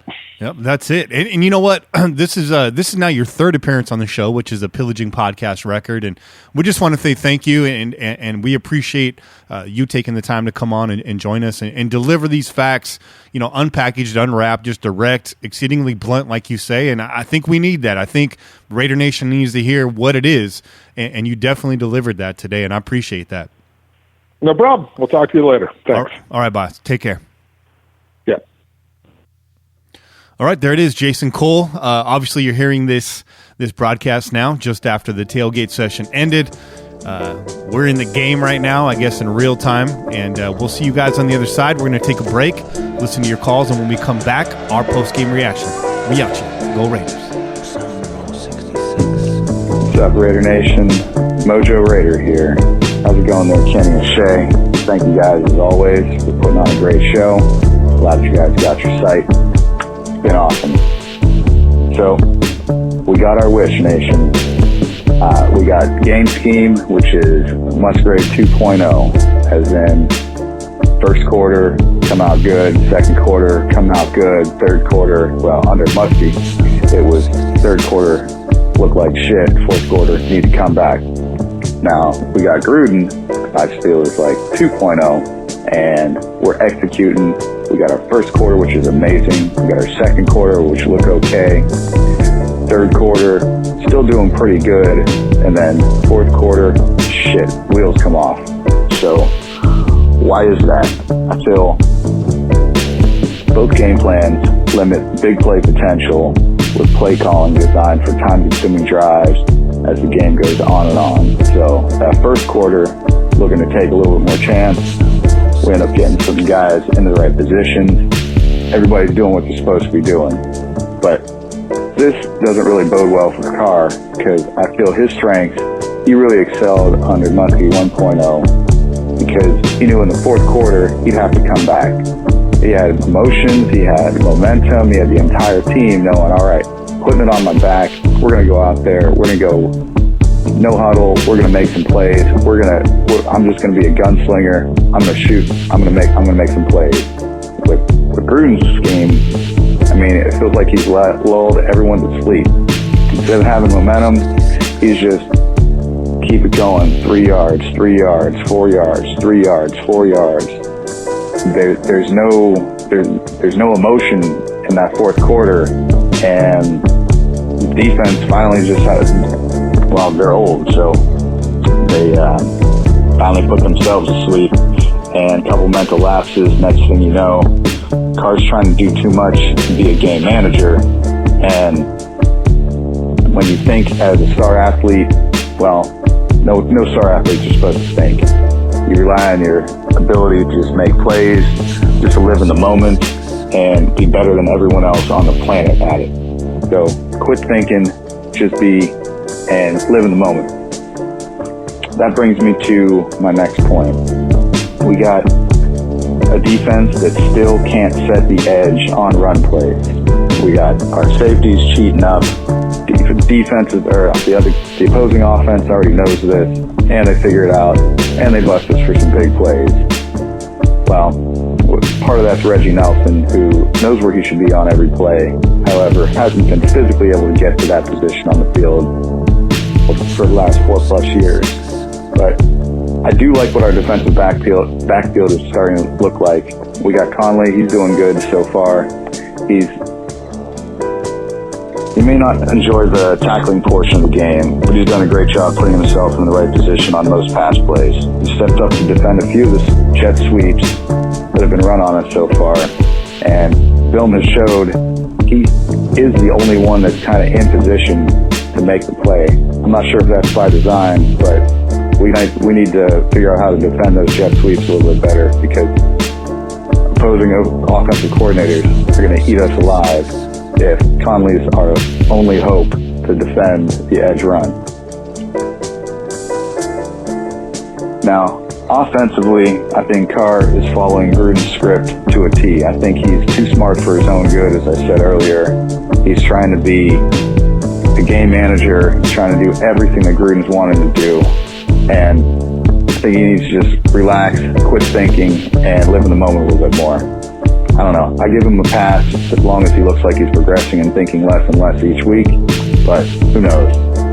In the end, I'll leave it with a hot take. If we lose to the Browns, how long until Budweiser brings locked coolers and free beer to Oakland? With that, Mojo Raider, out. What's up, nation? It's your boy Juice, the Kenny Kane, and our other boy Che. What's up, guys? What's up, bloggers? Hey, I just wanted to call because I had an idea for the show. In college, the best receiver gets the Blitnikoff Award. The best linebacker gets a butt kiss award. In hockey, if you win the championship, you win Lord Stanley's Cup. In the NFL, you win the Vince Lombardi Trophy. So I was thinking, in honor of the fact that whenever Reggie Nelson is playing center field for us, their offense gets to put everything into max protection and then just throw the ball downfield because either he's going to get burnt or pass interference. We changed the name of the trash can player to the Reggie Nelson trash can player of the game. I don't know. What do you guys think? Talk to you later. Bye. What up, family? It's your boy Raider Raymond out the Northwest. Dread Pirate Doja on Twitter. You know what I mean? Well, what can I say? Played go fish and we lost, I guess. You know what I mean? I don't know. Staying positive, man. Staying positive. I've been a Raiders fan for decades now. And, I ain't never gonna jump shit. I ain't never gonna say nothing foul about the Raiders or the staff or the coaches or the team or the players, except for Jamarcus Russell and Randy Moss. Fucking hate those guys. Yeah, another loss, man. Another loss. Oh well, you know what I mean? Back to the book. Back to the drawing board, I guess, for the team. And, you know, when people tell me, how about your Raiders? How about your Raiders? I tell them, you know what? I've been saying it every year. Every year for the almost 20 years now. Get them next season. You know what I mean? I back the Shield 100%, man. You know what I mean? I ain't never gonna leave the team. And, as a matter of fact, how about them knockoff China jerseys, bro? I got like 7 of them. I got the Alzado. I got the freaking Ronnie Lott. I don't know. Of course, I got the classics, you know what I mean? I got, you know, but one thing about those knockoff Raider jerseys, family, I want y'all to know, the numbers on the front come way too small, and that's how you know that they're knockoff. You know what I mean? So, go get them, go to the Pillaging Podcast website, click on NFLshop.com and get yourself a jersey. Grown men wear jerseys, I guess. Not jersey t-shirt. Family, I love y'all. Y'all doing the Lord's work out there. You know what I mean? Thanks for all the info. Thanks for keeping us up to date. I just want to say I love y'all. Keep it Raiders.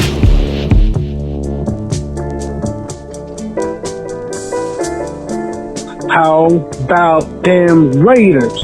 It's rock. Oh my God, what a fucking game. That's how you win them. That's how you do it. That's what Raider Nation's about. God bless those. Oh man, that brought so much hope back. Oh man, what a great game. So freaking happy. Oh. You guys have a go. Wapa's in the house. Hell yeah. Hey guys, G-Paw. What a finger snapper. Oh my God, wow. But thank goodness they won. How embarrassing would that be? But Derek Carr looked efficient. All the team looked nice. The way they should have been doing it all year long. So good. Kudos for the Raiders this week. The nation's alive. Just win, baby. G-Paw out. Kenny, Jay. It's Jay from Colorado. Just calling out for the big win. I mean, it wasn't necessarily the best game played, but hey, we got the job done. Far through for a lot of yards. Had some picks. Oh well. Still liked what Cole Miller's doing. Liked what the overall team did on offense. Defense was a little bit of a break, not bend this week, but got the first dub of the year and it feels good. So with that, I'll just say just win, baby, and go Raiders.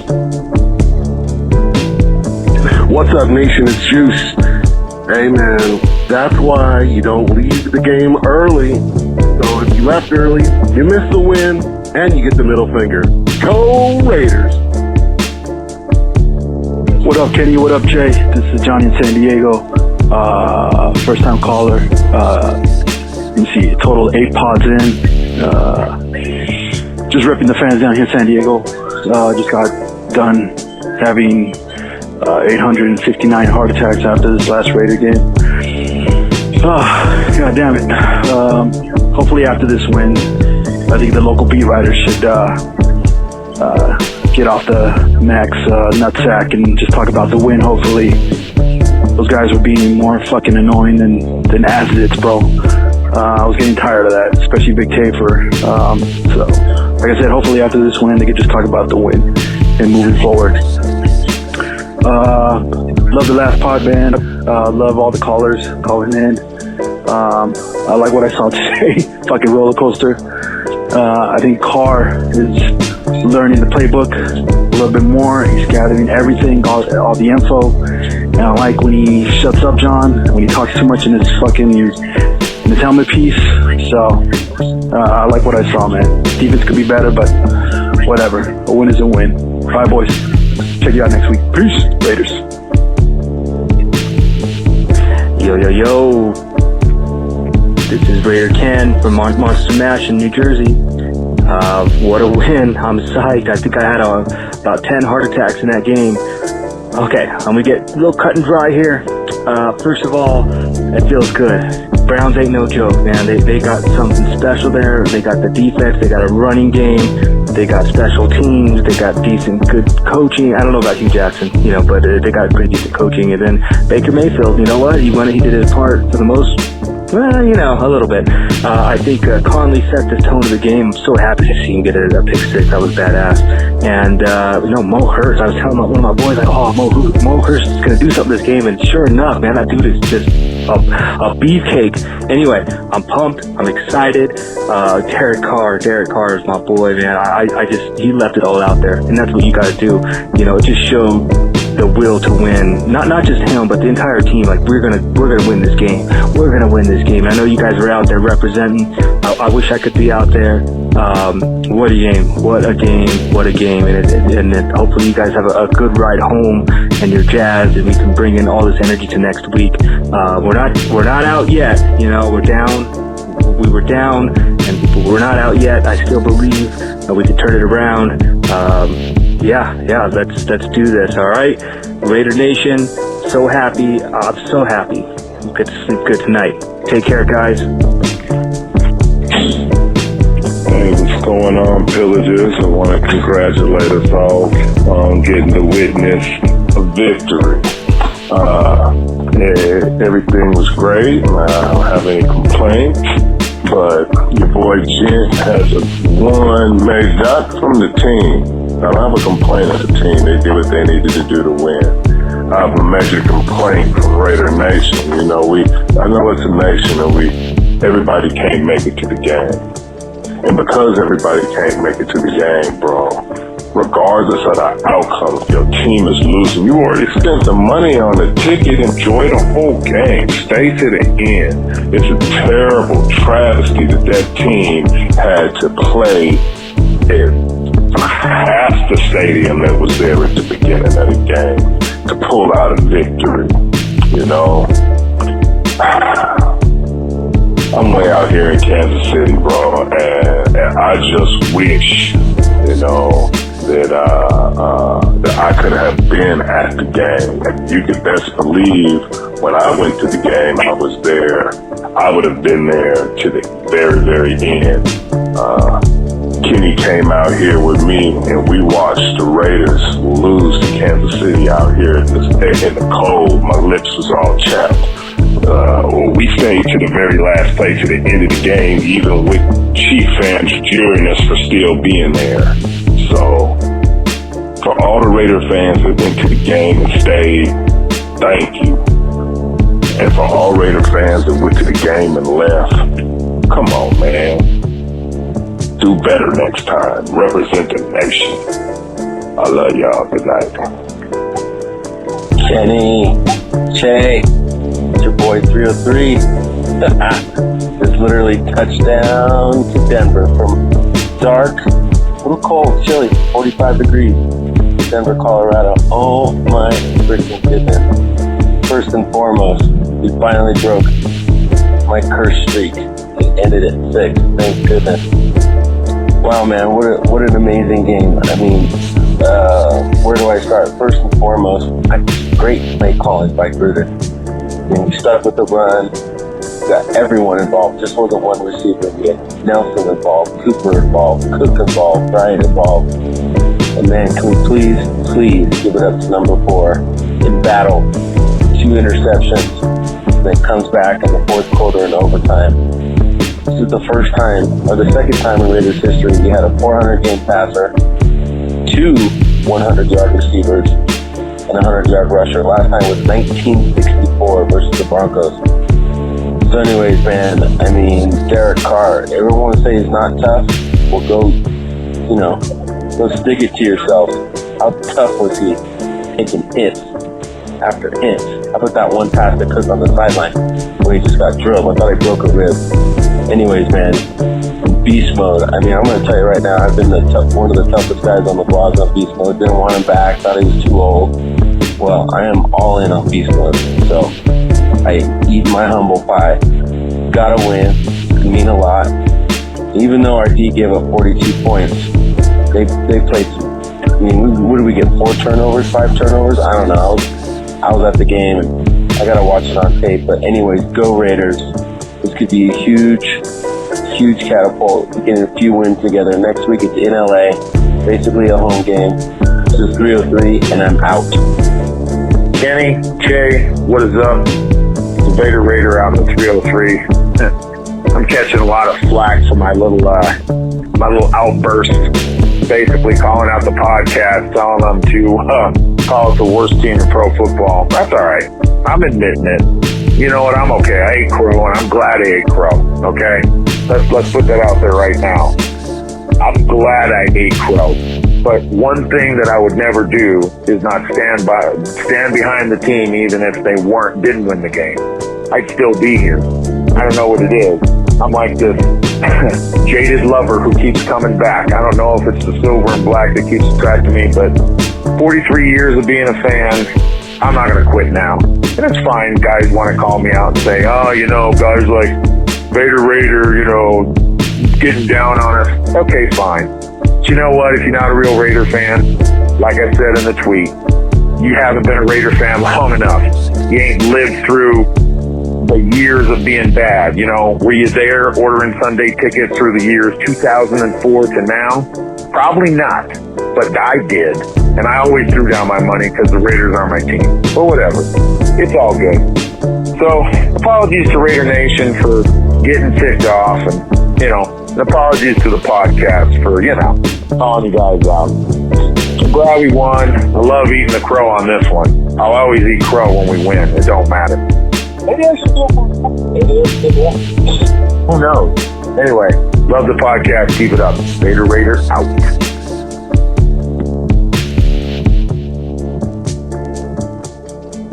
Yeah, we're back. We're back with that W, Che. You damn right. You goddamn right. You goddamn right. We were there in the stadium until the very, very end. You're fucking right we were. Yeah. You're fucking right we were. I got a little bit down for a second there. I didn't realize when they were challenging the spot of that ball. Mm-hmm. And we get home to see online that there's a big to-do about it. Oh, yeah, there's a big-ass deal about it, right? The Browns got screwed over. Fuck out of here, Bree. And then we watched the replay and said, what's the big hubbub about? Bullshit, man. He was a yard short. Yeah. In the replay, bro. In the slow-motion replay, he was a yard short. Get the fuck out of here. Now, did they end up throwing that flag on DRC for that perfectly textbook hit that he threw? I believe so. Yeah. I believe so. No, that was some bullshit. We were kind of... We didn't really know what the fuck he did wrong during the game. We're standing there, and he's like turned around like, what did I do? What did I do wrong? Nothing. You just tackled properly. You hit somebody properly, and bitch ass NFL. Yeah, throwing some flags on you, bro. One thing we're gonna break all this stuff down, guys. Of course. So we're not glossing over these things. We're gonna break it down. But first, your phone calls. We get home, yeah, and the hotline, the pillaging hotline, is fully loaded. Now, we got to go back in time a little bit because some of these calls were pre-game, right? Yeah. So first off, our man Mojo Raider. Yeah. First off, shout out to Mojo Raider. Mojo Raider. We've had some spirited games of Madden. We've had some spirited games of Roy McIlroy. Play a little PGA Tour golf, me and Mojo Raider on the Xbox One. That's dope. You outlined it pretty well, Mojo, but Gruden and Carr had to come out here today and prove you wrong. As the season rolls along, it would seem the two are starting to find a rhythm with one another. Carr's pushing the ball downfield, and now his playmakers are rallying around him. Hang in there, Mojo. Just hang in there. There's still a lot of season left to come, but you did make a lot of strong points. I'm not going to say you're wrong. Not at all. A lot of good insight on that call. We got the W today, but there's still a lot of things to get fixed up, right? Mm-hmm. We told you the last 2 weeks it was going to take 4 quarters of football for this team to get a W. Turns out. You're damn right. Turns out it took 5. It did. So it did. A little extra credit there. Juice with his first call of the evening, coming up with the idea of the Reggie Nelson trash can player of the week. And I like it. I like it, Juice. And then look what happens. We should name our awards, right? Just like everybody else does. I like it. We may go there, but here's the thing. Here's a conundrum. And as soon as it happened during the game, Reggie Nelson gets, I won't call it the game sealing pick, but definitely, It was a pretty big ass fucking pick, bro. It wasn't a seal, but it was like getting that extra ball in pinball, right? Mm-hmm, It was a game extending pick. Yes, it was. To send it into overtime. And I looked over at you and we said, man, we fucking hugged each other and I said, fucking Reggie Nelson. And you went straight to the gift shop and you bought yourself a Reggie Nelson jersey. Fuck that. No, but in all seriousness, I mean, now we got to see this guy for the rest of the year. Right. Sure. Now you got Gunther. Gunther's going to be like, I told you. Yeah. I told you so. It's a major I told you so moment for Paul Gunther. And you know what? Good for him and good for Reggie Nelson. Hey, listen, man, we don't have anything personal against Reggie Nelson. We just don't like what we've seen out of him in film, bro. That's just the case. Yeah. Like, if Reggie Nelson goes out there and performs the way that Paul Gunther sees him performing and actually appears that way to us too, then all right, cool. But we haven't seen that till today. And even through most of this game, we weren't celebrating Reggie Nelson, bro. No. We weren't, okay? It wasn't until that fucking pick where we're like, oh, Reggie Nelson. What did I say before the season started? I told you, Reggie Nelson, if he gets a pick, it's going to be overthrown ball, tip pass. Yeah. You're all, well, come on, he's not jumping no routes now. No. And we're both right. That was pretty accurate. He was backpedaling as he caught that interception. Yeah, but Reggie Nelson, credit. He looked like an outfielder, bro. I got it. Well, good. For once, Reggie Nelson's moving in the right direction. Right. For once, there's nothing behind Reggie Nelson but the end zone. For once. But good for you, Reggie, man. All that we ask, we're very critical. All that we ask is you step up and you make a play for this team. And you did it. You did it. So you helped us win this game, bro. We can't deny that. You can't deny that at all. Raider Raymond, thanks for the plug, bud. Yeah, make sure you go to NFLshop.com. Get yourself a jersey. I got plenty of mixed, authentic with the Chinese knockoffs. But I got a pretty good supplier. My jersey looked crisp today. Oh, right? yeah. Howie Long. Oh, yeah. You had you said I gotta bring the pass rush today. Got to channel that and mojo. Guess what? We brought that pass rush today, bro. Yep. And you wore the Woodson. I wore the Woodson because we needed some picks today, bro. We had to cover both ends of the defense, man. Yeah, but listen to Raider Raymond. Go on to pj4f.com and click through the banner. Jersey T-shirts, get the entire fuck out of here. WAP, man. WAP is whopped out. Yeah. This man gets it. I think he needs a clean carpet after that call. Did you hear the end of that call? He's like,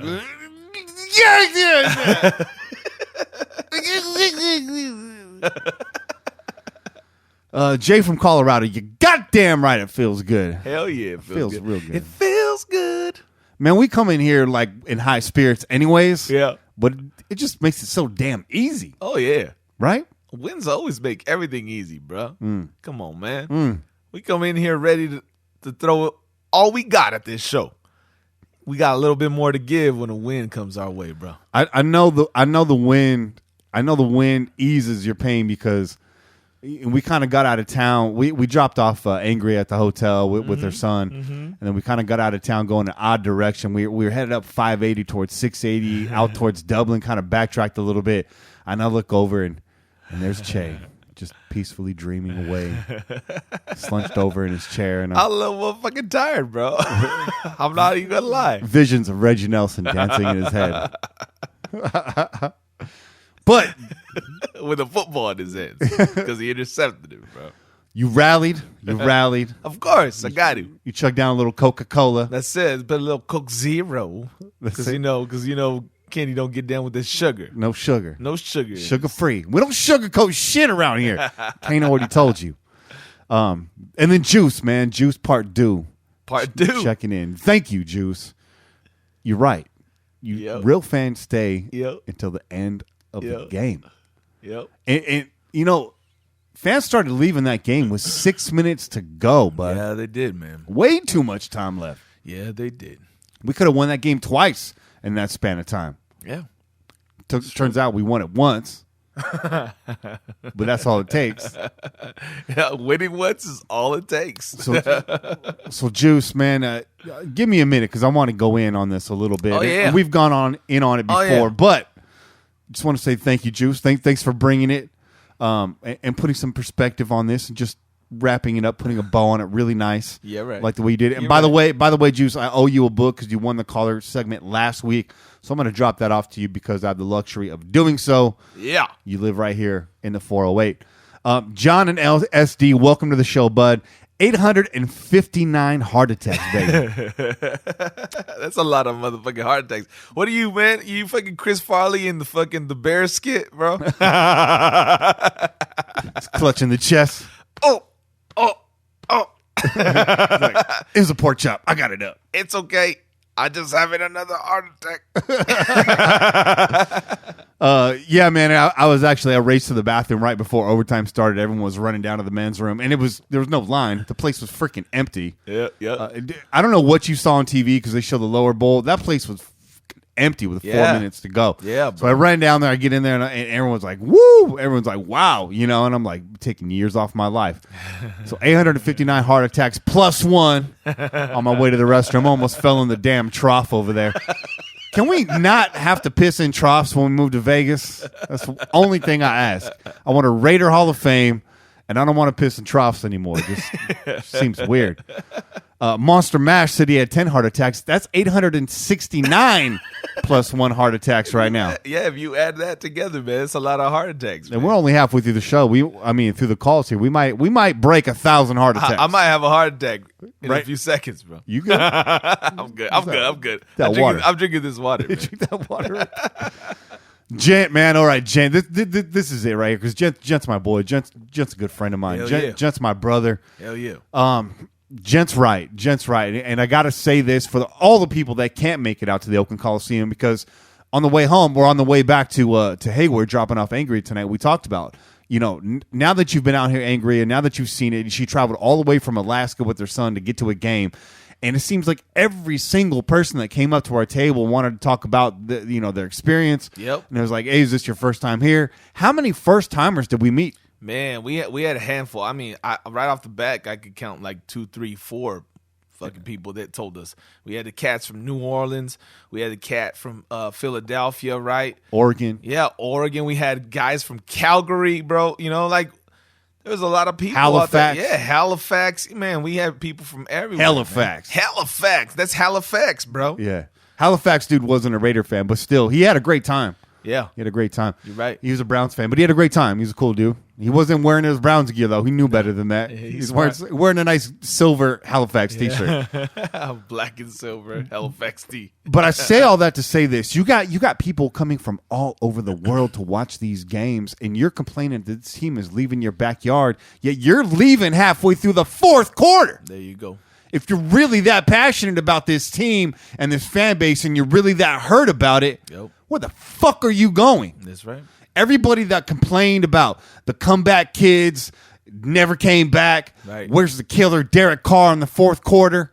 Where are you at in the fourth quarter when my man starts to go to work? Yep. Like a fucking doctor out there today. Like a doctor. Shout out Joey Coco Diaz. If you listen to the Church of What's Happening Now, you probably catch all the Easter eggs. Yeah, we're big fanboys. But here, I mean, what do you have to say about that? All this complaints, all these things, everything about I'm a diehard Raider fan. I'm going to stick through it. Yeah. I'm frustrated. Where's the Derek Carr I used to know and love? And when he shows up, where were you at? Right. I mean, does that make you angry seeing stuff like that? Yeah, it makes me angry, man, because I'm the type of cat that doesn't ever want to fucking leave. I'll sit there and I'll just eat up all the misery and just watch the fucking TV. It doesn't matter if it's a fucking blowout or it's a fucking heart attack loss like we've had in the past few weeks. Like, I'm going to stay there, man. I'm going to stay seated. Or if I'm in the stadium, I'm going to stay standing and I'm going to stay yelling till the end. Yeah. Till the fucking clock hits 0. That's just how I am, man. And you know what? Not everybody doesn't have to be me, but this is our team, bro. No, you are the prototype. This is our team, bro. Everybody needs to be you. I feel you. If everybody was like you, that place would crumble down on a Sunday. That's what I'm saying. I'm trying to match your energy through 4 quarters. Look, you had your head down. You were slumped over the seat in front of you. Not quite like that. Not quite like that. You had your hands on the seat in front of you, had your head down, and I kept checking with you. I was like, dude, you cool? You want to go? And you're like, no. You're like, no, bro. You know what, man? I'm one of those. I'm also a type of person that feels like if you really put your energy into shit, man. Okay, there's something to be said about talking it into reality, right? About fucking feeling it into reality. Manifest destiny. Yeah, bro. So, you know, I'm going to sit there. I'm going to give all my fucking positive vibes to this team because I want them to fucking win. I want them to win every single week. And yeah, they're not going to give me that every single week, but that doesn't mean I'm not going to stop trying, bro. No. I'm not going to stop trying. I'm not. And I really believe that this team has what it takes to put together, you know, the string of wins that we're looking for. So, I'm not going to give up on this team, man, especially if this is going to be our last season here, bro. Yeah. There's a very good possibility this is the last season. If you're going to the Coliseum and you're walking out early, just remember that when you don't get to do that no more. Just remember that when you don't get to go to the Coliseum and see your fucking Raiders play in Oakland. Okay? Remember how often you left. You could probably total up all those minutes and add up to another fucking game. I'm not doing that. And you know what? To each their own, but fuck that. I'm going to stay till the clock hits 0. I say it just in my own neighborhood. When I walk out my front door, we take a lot of things for granted, man. Yeah. But every once in a while, I look up and I look at the little mountain range over here outside my door, and I'm like, you know what? I'm truly blessed to live where I live right now because I can just look up and it is gorgeous here. And I think I walk outside too much, and I take that for granted every day. And so do you guys that keep leaving. Yeah, there's people that would just die to get those seats, to get out here, to witness that. And we see it every weekend. And Gent's call is evidence of that. My man lives in KC. It breaks his heart to see that happen because I don't know another Raider fan as passionate as Gent. With all due respect to you and to Kane and everybody else that we know and love, I have to say Gent sets the bar really high for passionate Raider fans. There's not another person I know that has their history and their emotions, their passion, just neck and neck. Yeah. And again, no disrespect to present company or anything. This person is also a prototypical Raider fan. The person you need to be is like that. Yep. You need to be like Gent. You need to be like Che. You need to be like Homer. You need to be like these people. You need to stay in your seat and witness these things. Now that's 2 of the greatest comeback regular season wins that we've witnessed. And we shouted our fucking brains out. And we watched a lot of people leaving. Yep. And miss out on one of the greatest Raider experiences they could have had. That's right. And what might be the final year of the Oakland Coliseum for the Silver and Black. Yeah. So much love to you, Che, for sticking around and for keeping me in that game as well because I feed off your energy, bro. There you go. I mean, both on the mic. I got you, bro. And in the stands, dog. I got you, bro. I love you, brother. Yeah, I love you too, man. Throw a 3 Raider. You were 0-6 at games, but I'm glad you waited till after a win to tell me that. But it was really good to see you out there again. 3-3, another guy, very passionate. You know, is now made his way out to, I believe, 2 games this year. Yeah. Lives out in Colorado. Had us over for an away game out there. Yeah. Tremendous. Again, another tremendous Raider fan. Stayed to the very end. We saw him on the way out. Yep. And he just came up to us. His arms open, like, "Hey, we got that W." Yep. And he knew. He knew we stayed. You could tell by the look on our face that we stayed. Fuck yeah. Right. Out of breath. Voice is gone. Afterglow, bro. Red, sweaty. I was curled up in a fetal position underneath the van. We did it. Yeah, we did it. We did it all right. At 303, we've had this conversation several times. You have this conversation on the blog. You defend Carr up and down, from sun up to sundown. Yep. Carr's not a soft quarterback, guys. Can he be timid or tentative? I should say tentative at times. Tentative. Yeah. That's the right word. Especially now going through a new system, especially having new playmakers around him. Sure. Right. A little bit shell-shocked. Yeah, we've said it. Soft? No. He stood in there last week and took some shots. He took some real shots this week, especially on a couple of those final drives. I think the second to last drive, and they were driving down to maybe tie the game. Yeah. Took a shot in the dirt. He got up slow, but he got up. Bro. He got up. He got up, man. Yeah. Do you think he quit in the fourth quarter? Fuck no. Did he leave the stadium in the fourth quarter? Fuck no, he didn't leave. No, he did not. He did not. So I think Carr, I mean, look, again, I will reset this take one last time. Man broke 2 bones in his back last year, did not miss a practice. Yeah. You know, you could say a lot about his performance on the field. Sure, that's all up for criticism. I get that. Yeah. But this guy, it's not soft. No. All right? No. Raider, Michael C. Page, last but not least. We got back to the studio, finally got to charge our phones, check in with our social media accounts.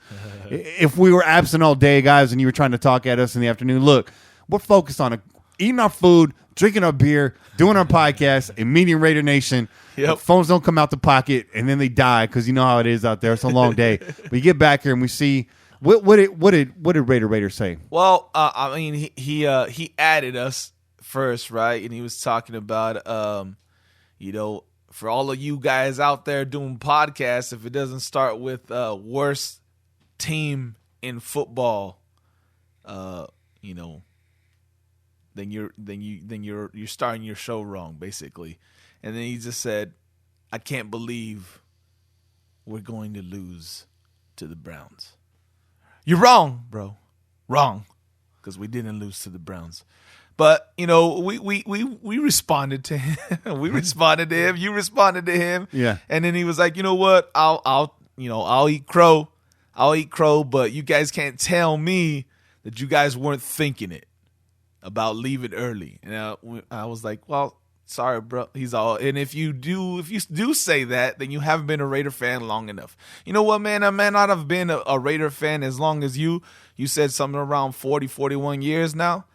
But I've been a Raider fan for 36 years, and I have yet to ever feel that way. That's just a fact. And I'm sorry if that rubs you the wrong way, but that's just the truth. I've never felt like I wanted to leave. I've been in that stadium when we were getting blown out by New Orleans, bro, okay? And I sat there and fucking ate that shit. Ate it. Everybody else was walking out. Part of my crew walked out, but I sat there, and I said, I'm not going nowhere till this game fucking is over. No, we've been Raider fans a long time, bro, and I get it, Raider. You're talking about a lot of bad times, having to buy an NFL ticket. Take it from a guy who's never been able to afford the NFL ticket and used to listen to those blackout games on the radio. There you go. And we talked about the importance of Greg Papa to fans like us, those of you that did not go through that experience and had to sit by your radio during blowouts and listen to that shit.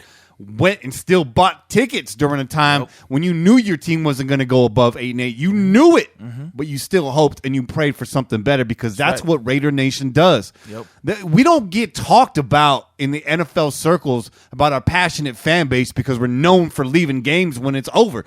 That's not why they talk about us. Thank you. They don't bring us up for that reason. Nope. We're the Cardiac Kids. We always have been. They don't call it the House of Thrills for nothing. And if you don't know that name, then you haven't been a Raider fan long enough. There you go. How about that? There you go. And all due respect, Michael C. Page, I like you. I think you're a strong pillager, man. But buck up, chump. Yeah. Buck up. That's it. There's still hope around the corner. Fuck yeah. As long as you're a Raider fan, there is a silver lining around everything. And you got to be that way. I'm not talking about being myopic. I'm just saying, hang in there, bud. Yeah. Hang in there. Yeah. You know? At least till the clock hits 0. That's it. Raider Nation for life. That's right. That's right. It ain't going to change either. No. Let's get into this game a little bit, man. Let's do some breakdown here. All right. Let's look at Derek Carr.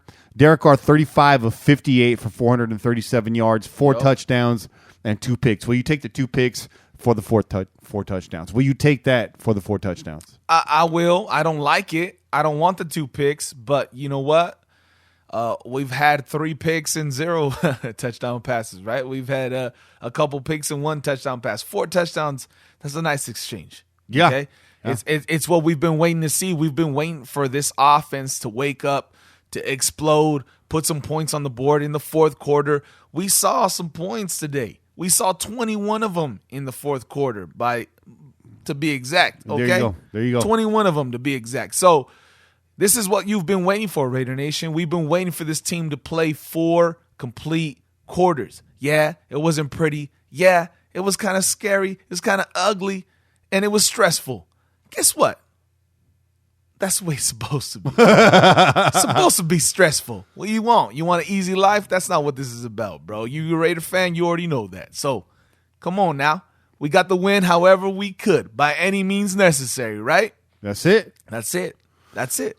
And Derek Carr, once again, spreading the ball around. 8 different receivers today. That's 3 weeks in a row. 8 or more receivers have been targeted with caught balls from Derek Carr. Not so great of a job stopping the run today. I think we gave up over 200 yards on the ground. Yep. But Chase Radames said Marshawn Lynch would have over 100 yards rushing today. And Kane said that was a bold prediction. Well, let's just take it back to the take that I had, because I said he would have about 90. So I didn't predict Marshawn going over 100, but I said the Raiders would be over 100 yards rushing total. It just so happens that Marshawn did most of that totaling, bro. He put up 130 today. Okay? So I wasn't all the way correct, but I was on it. He didn't get that rushing touchdown either, but you know, he's put up a few of these last 3 games anyway, so yeah, I'll take it. I'll take the yards. We got in the end zone anyway, so. It would seem like now there was some chatter before this. Every week it seems to be a different spotlight on a Raiders player. Week 1 was Jared Cook. Week 2 was the return of Amari Cooper. Week 3 you saw Jordan Nelson getting into the mix big time, chunk yardage. Yep. And people were saying, is it Martavis Bryant's turn? People were saying, is it Martavius Bryant's turn? No, it was Martavis Bryant's turn. And if you look at the storyline of the game, he definitely trying to get him involved. Oh, yeah. Candidate, I saw a headline on my phone, candidate for worst drop of the year, right? Yeah. Pushing the ball downfield. Carr pushing the ball downfield, not getting the help he deserves. On the other end of that, Martavis Bryant drops a big ball. Oh, yeah. Right there. But again, part of the storyline, Martavis Bryant, they try to get him involved today. The good thing about that, I said, hey, and right there in the chair, I said, hey, silver lining, they can and they will push the ball downfield. Martavis does have the speed. You're damn right. Got to have the hands, though. Yep. 2 drop balls, I believe, on the day. I think so. At least. I think so. Seth Roberts had a drop ball, but 2 catches. Yep. And played tough. Yeah, he did. And played tough. Yeah, he did. Came up with some big catches, too. Yeah. Important ones. Let's talk about the defense. Okay. Because we were trying to kindle that defensive mojo with the jerseys we wore. Well, we were trying to do that with that and with our fucking voices, man. When that stadium was packed, it was rocking, okay? That stadium was rocking. Let's not lie about that. Was it louder today than it was on Monday Night Football? I want to say yes. I want to say it was, too. It felt a lot louder today. And you know what? I mean, it's not middle of the night. People ain't getting off of work late, all that good stuff, right? So people they came prepared to shout and to scream and get this team motivated to win this game. And shout out to Hankins, man, because this is the guy's Big Body Hankins. We're going to call him Big Body Hankins. Big body best, Big Body Hankins. Fact. Hankins with 2 fumble recoveries today. Yeah. Those fumbles forced by who? Your boy, Maurice Hurst. That's right. And Dominic Rodgers-Cromartie. Yep. Hitters, bro. Yep. Hitters.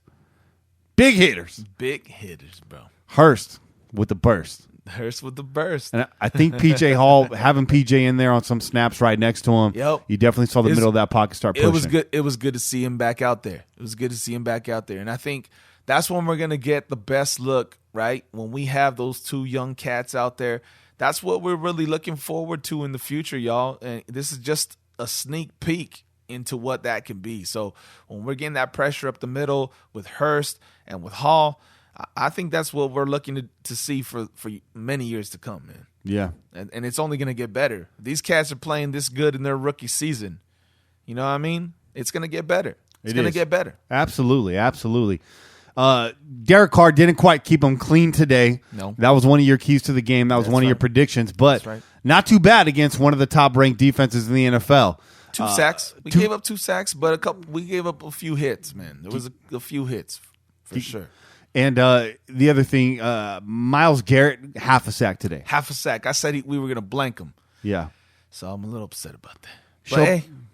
Schobert with the 1 sack, Collins with another sack, and then Avery sharing that sack with Garrett today. So not quite clean, but not too shabby through 5 quarters of football. Yeah. I got to say that much. KO, you said they took him off the field. Yeah, I saw him being carried off, helped off with somebody had him on their shoulders. I want to say Penn maybe and another, maybe Hudson. Yeah. Had him on their shoulders. They were walking him off. So hopefully it's nothing too serious. Hopefully he's able to come back because we already know what KO provides in the center of that line. Absolutely. You know, violence from guard to guard, we're one of the best O-lines for sure in the NFL. And your boy Colton Miller, he's not doing too bad either, bro. He's getting there. Here's what I say about Colton Miller. I'm looking at these next-gen stats right here, and I'm looking particularly at Marshawn Lynch's run grade, yards by rushing direction.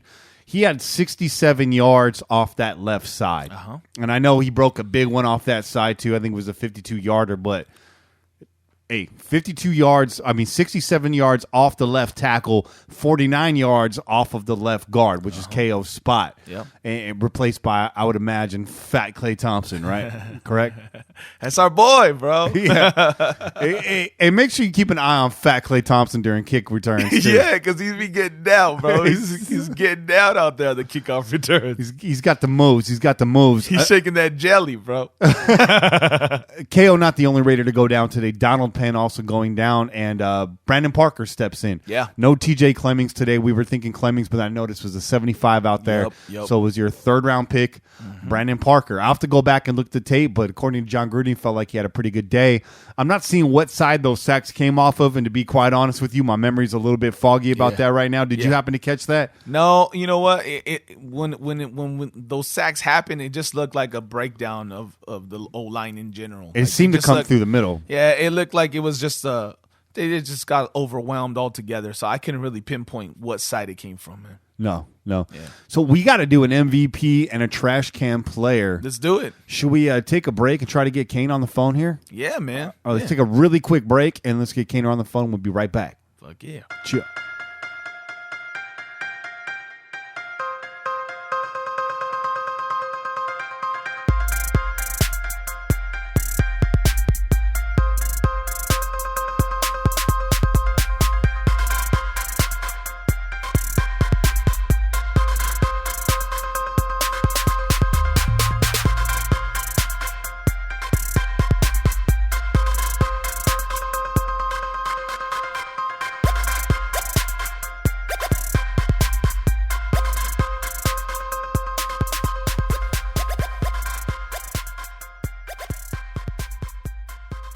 All right, and we're back with Kane's Corner, sponsored every week by NFLshop.com. Go to PJ4F.com and slap that banner. Click through to NFLshop.com. Get yourself a crisp Arden Key jersey because you know you want one. Yeah. A little bit of those sales go back to us. Keep rum on our pirate ship. Help us float on the water. There you go. Raider Kane, welcome to the show, man. It was great hanging out with you this morning. How was that game, man? What did you think? It was a good game, man. It was a good game. Energy was in the house. The Raiders won. Shit, that's what can you ask for, you know? You can't ask for more than that, bro. A win is a win is a win. Now, did you stay till the very end, brother? I did not. And I don't care what y'all say on Twitter about people staying to the end of the game. I'm getting up out of there. If I'm dizzy and drunk, I'm going home. You know what I'm saying? Especially when y'all let a motherfucker score a touchdown in the last 20 minutes of the game. That's not fun to see, man. So you were pretty pissed off. I mean, rightfully so. At that moment in time, you were frustrated. We were all frustrated, but nevertheless, we still have to give out our awards after this game, and that's why we called you. We need an MVP for this game, Kane. The MVP for this game is the kicker. Okay. Is that right? Okay. I mean, okay. Yeah. Let's go. Bring it. I want to hear all about this. Hey, man. Hey, look, the kicker, he kicked a field goal to win the game. Shit. You know what I mean? In overtime. Yep. You can't get no more epic than that. Overtime field goal kick, you brought us to victory. You know what I mean? If you miss that kick, you go down as now you shit. Yeah. So I'm going to give you the MVP because you won the game for us. So he had 2 misses in regulation. Is that right? He had one that would have won us the game earlier off the dirt, but he missed it wide. And then that second one, we got it closer off of the dirt on the grass. Was about maybe a 30-yarder, I want to say. What did I tell you? We need to get to the 20. Yep, we got down to about the 15. Yeah. So, yeah, I mean, I don't disagree with that at all. You got a brand new guy coming in here, you know, fresh off the practice squads, fresh off the training camps, you know, making his little NFL tour. He comes in. He said earlier in the week, I'm from Texas, kicking off the dirt's no problem. Well, it wasn't as easy as you thought it was going to be. But Kane is right. When it mattered the most, you got the job done. So we're going to give you the MVP. You the real MVP. Can't argue with that. I mean, that's the leg that won the game. It got us the dub, man. With every MVP. Hey, it is what it is, right? It was tied up 42-42. The team drive down the field. The kicker makes the field goal. It was a team effort. The kicker makes the field goal to win the game. Got to give you a game ball, baby. There you go. You know? Even though Derek Carr had 437 yards and 4 touchdowns, 2 interceptions, that's not a bad game, man. Yeah. You know what I'm saying? It's a great game. But the kicker came through at the end and got us the field goal to win the game. The McCrane kick technique. like Danny LaRusso. The McCrane kick. Oh, yeah. But with every MVP comes a trash can player. Now, Juice suggested that we call this the Reggie Nelson trash can player of the week. So I know Reggie Nelson made a big play. But this award has been named the Reggie Nelson Trash Can Player of the Week. Kane, who we backing the truck up over this week? Oh, man, that's a hard one. Everybody played good this week, man. Man, I'm going to have to say, I ain't going to say that. You know what? I don't know. I'm going to tell you, I'm going to be honest with you. I don't have a trash can player. I mean, the team showed up and we won. We 0-3. You know what I'm saying? The team has been a trash can player for the last 3 weeks. You know, so I mean, this week I'm not going to talk shit about nobody this week. They came back in the face of adversity, overtime, 45-42. We won. There's no trash can player this week. The whole team, y'all stood in the face of adversity and won a game at home that you needed to win. You stopped your bleeding, and you went on to be 1-3 instead of 0-4. I love that, and I'm not going to trash nobody this week. I'm going to trash somebody, Kane. I got the keys to this truck. I want to start it up. So you know what?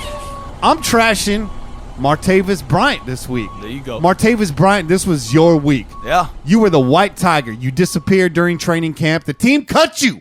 You was gone. We gave you a second chance. All of the murmurs all week long, whose week is going to be? Who's John Gruden going to spotlight this week? It was obvious it was supposed to be Martavis Bryant. You had what could have been the biggest catch of this game. The pass that everyone's been waiting for. Derek Carr throw it downfield. Derek Carr push the ball. Derek Carr be more aggressive. Okay, that ball was a little bit short. Okay. He got it up there, though. But it hit your hands, bro. It hit your hands, bro. Went straight into the grass. Yeah. So Martavis, as much as I want to agree with my brother Kane, the team, they stared down adversity and they pulled through. It was a team effort. Yeah. But Martavis Bryant, you had your moment to shine. And you would have been the third receiver in this game to go over 100 yards had you caught that ball. Thank you very much, Shay. Yeah. So we didn't want to, but we had to.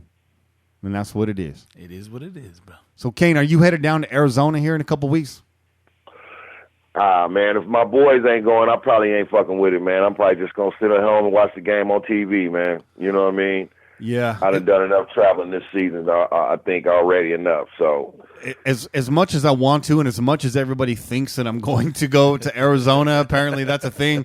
I just can't swing it. But if you want to put your boys up, if you got a couch to crash on, I might think about it. The hotel expense a bit much, the car expense a bit much. I could swing a ticket and a plane ticket.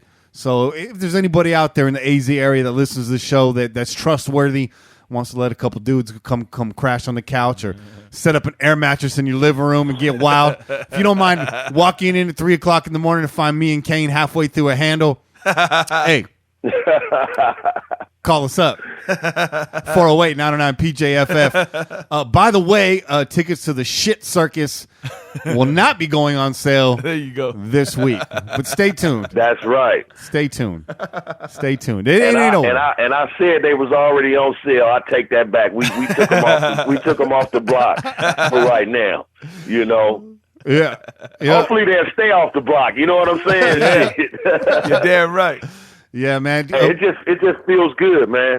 It feels good. You know what I'm saying? 45, 42. I did listen to it on the radio, although Musburger or whoever this dude is that we got now is boring as fuck. I listened to it on the radio. Hella boring. And I was excited. You know, I like I said, we stood in the face of adversity and we pulled out a victory, man. And that's what all I've been looking for the last 3 weeks.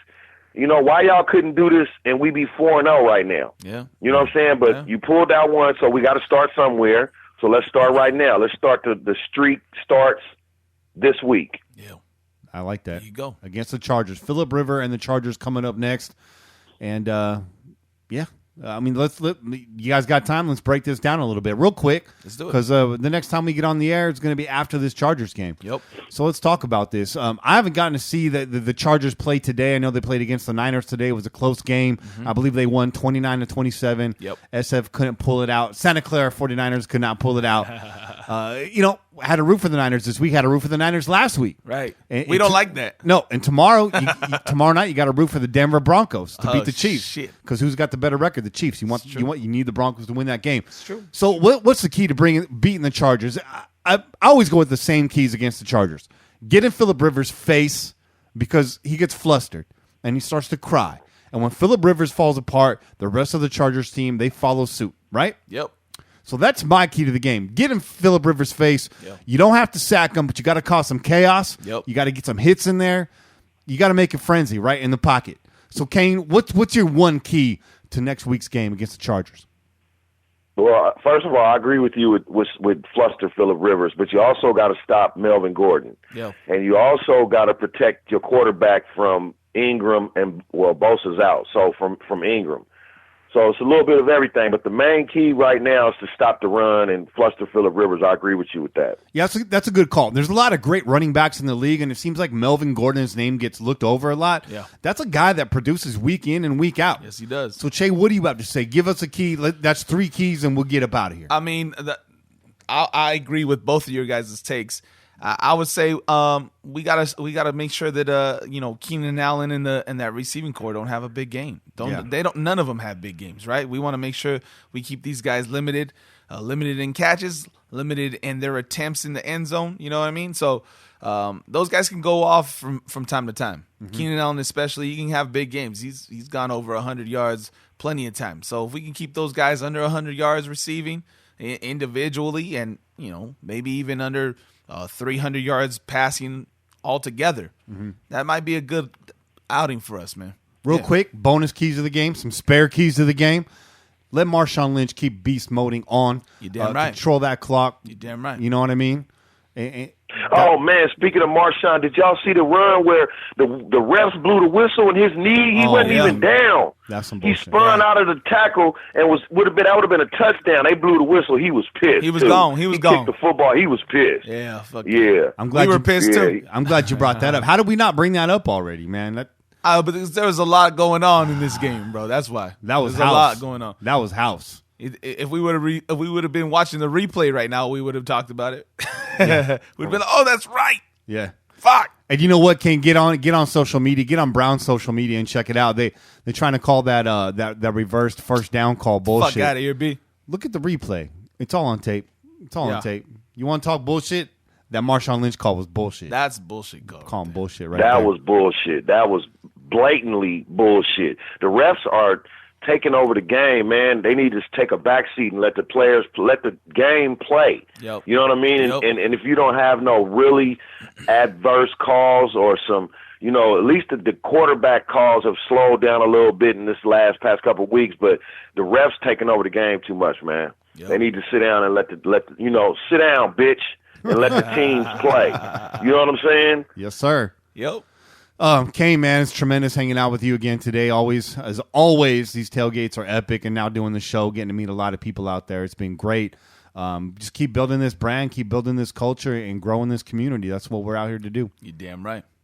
But we're going to let That's you go, right. brother. It's late. It's about 11:30 out here on the West Coast, and I know you and I and Shay, we all got to work tomorrow. So thanks for staying up, man, and popping back on the phone. And it's tremendous. Let's go out there and get another W. Let's make this 2-3, headed to London with the potential of going 500 into the bye week. That's right. And starting this season fresh. How do you think about that?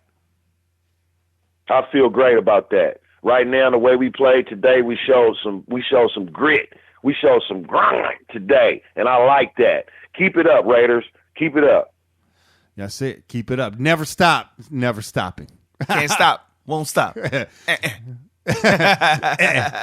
All right, Kane, man, you have a good night, and we'll talk to you real soon, bud. Okay, my brothers. Yeah, bro. Peace. That's Raider Kane right there. That's right. Should we take one more break and maybe get Angry on this show and bookend this whole thing? Yeah, man. All right, let's do it.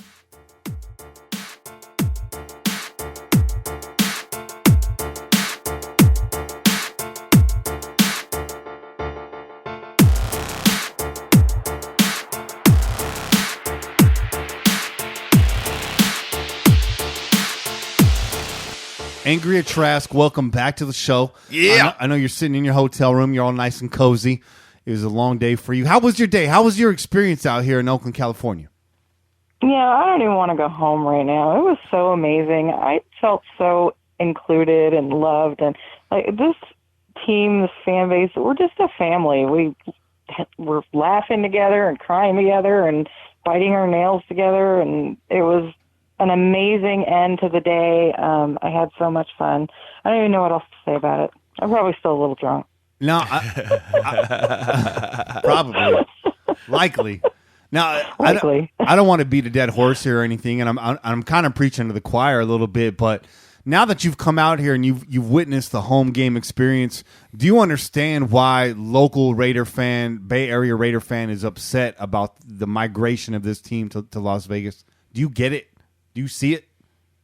Yeah, absolutely. I mean, it's a community. It's I mean, you have a little I don't even know how to explain it. It's you know these people, you get to know everybody. It's like a neighborhood, and you travel to your team every Sunday to watch football and have your neighborhood have a big party. It's a block party in a parking lot. It's quite the village out there, isn't it? It is, yeah, and it's so much fun. And I mean, when you go to a city like Las Vegas, it's really generic and it's very anonymous. So you can't expect that that's going to be the same thing. There's going to be a lot of tradition that's going to be missing. That's what it when is. They move. The tradition. Because one thing that we did see that works in our favor is you got a lot of fans every single weekend traveling from all over to see this team, and that's not going to stop. It's the stalwarts. It's the ones that are here every weekend, always here, that are built in and embedded with this team no matter what. Yeah. That's the big question mark. Will that travel? We don't know. Again, I'm not going to beat the dead horse. Congratulations to the Raiders to getting a new stadium. I'm not going to sit here and cry about it. I just, again, highlighting the fact for those of you that have never been out here and never made the trip to Mecca, as it were, you don't get it. It's not tangible for you until you show up and you see it with your own eyes and you can put your finger on it, like Miss Trask did this fine weekend. That's right. That's right. The ups and downs of the game, I know you stayed all the way till the end. Did you get your money's worth, Angria Trask? Oh, yes, I did. My son was disappointed, and he was ready to go at like minute 55. And I'm like, no, we don't do that. We don't leave. We don't leave a game, period. Raiders fans know better than that. So if you're getting up and you're leaving your seat, you missed the end of a good fucking game. Seriously. You were probably the guy that did that last year in the Kansas City game, and that's probably the guy that didn't answer the phone during the Heidi game. So hey, we do not leave until the very, very end, period. Angry, is this your first Raider game? It is my first Raider game. So it's your first Raider game, and you know this Raider fans don't leave. Yep. Your first game, was that in the brochure when you signed up? No. Was that printed on the back of your ticket when you bought it? No. That was beaten into my head from childhood. There you go. Thank you. You don't leave. Thank you. Thank you, man. We had a pleasure meeting you this morning. It was great. It was like doing a podcast in 3D. It was really cool. It was really cool to put a face to the name and actually get to meet you and your son. Your son's a tremendous person. Yeah. Very knowledgeable about football all around the league. He is, yeah. It's a passion for him. He really does love just the game of football itself. So, yeah, I'm pretty proud of him. Happy birthday to him. I beg of you to put him on your show at least once, because that's going to be a phenomenal segment. Yeah. All right, well, I will try. If I need someone to talk him into it, then I'm going to be calling you guys and make you do some Skype conversations with him or something. Hey, if he's intimidated by the lady angle, he's always welcome on our show. Always welcome on our show. For sure. So you fly out tomorrow. What time do you fly out? We leave at 10:30 in the morning. Oh, wow. So, yeah, you got an early morning ahead of you. You're not too far from the airport. I recommend that you get there at least 90 minutes before takeoff. You're going to be boarding about 30 minutes. Pro tip. It's going to be busy tomorrow morning. It's Oakland Airport on a Monday, so give yourself some time. There's plenty of places to get coffee and food and a Bloody Mary if you should so desire. You should desire. You should. I probably will. Yeah. But Angria Trask, man, it was a pleasure meeting you today. Had a great time. And I really enjoyed meeting you guys, too. You're amazing, and I'm so glad I can call you guys my family. Absolutely. Same here. That's it, sister. Here. That's it, sister. Yeah. But you hang in there. Make sure you ping us when you land and let us know you got home safe, and we'll keep in touch. All right, we'll do. Thanks, guys. Yeah, have a good one. Go Raiders. Go Raiders.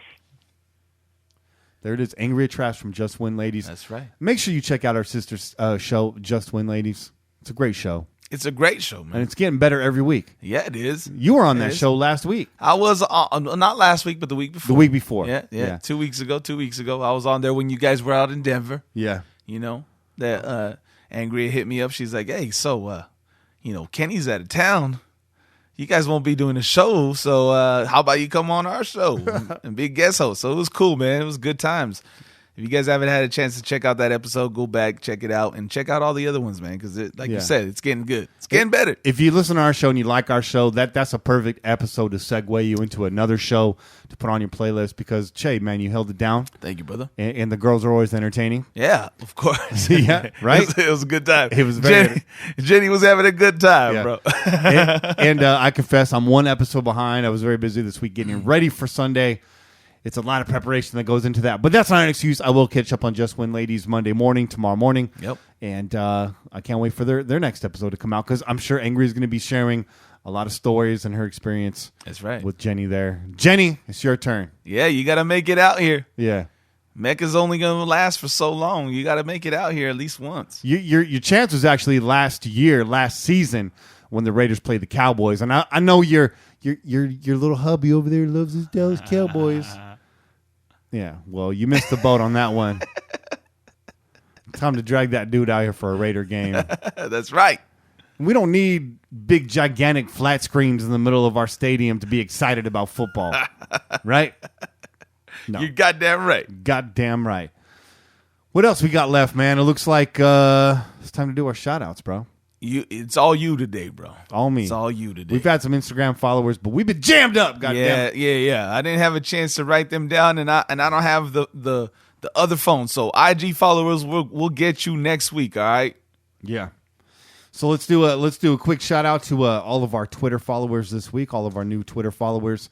First off, before I get started, before I forget, because it's not on my notes, somebody asked me earlier today, how do you get a shout out on our show? Follow us. That's it. Follow us on social media, mainly Twitter. and Instagram. And we got a lot of follows coming in on Facebook. I think we had like 300 in the last 48 hours. So I won't be running through those, but mainly follow us on Twitter. That's where we do a lot of our talking is on Twitter. Yeah. So we're going to give some shout outs, but before I get started, again, the person that asked me, I believe his name is Raider Trashman. Okay. So shout out to Raider Trashman. I believe we shouted you out when you followed us, I think about a month, maybe 2 months ago, but maybe you missed it. We tagged you in that post. But again, it might have been during a week where it might have been during that Broncos week when I think we dropped the shout outs that week because we were so tired. So I owe you one since you asked. Shout out to you, Raider Trashman. Special shout out to you. There you go. Shout out to Outside the Ramble. Raider Ramble, sort of a cousin of ours. Again, a shady cousin. The theme comes back.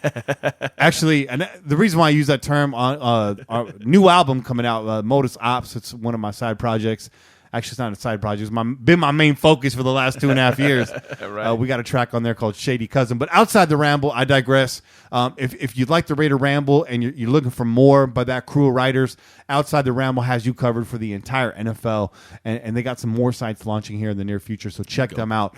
Shout out to Walter Azuna, Pseudo Lynch, Irish 311 fan, Kendrick Bakote, Bobby Wasabi. Yeah, Bobby. Tremendous. Bobby Wasabi, your Twitter handle is like Bobby Was, and then it's like a bunch of random numbers like you fell asleep on your keyboard.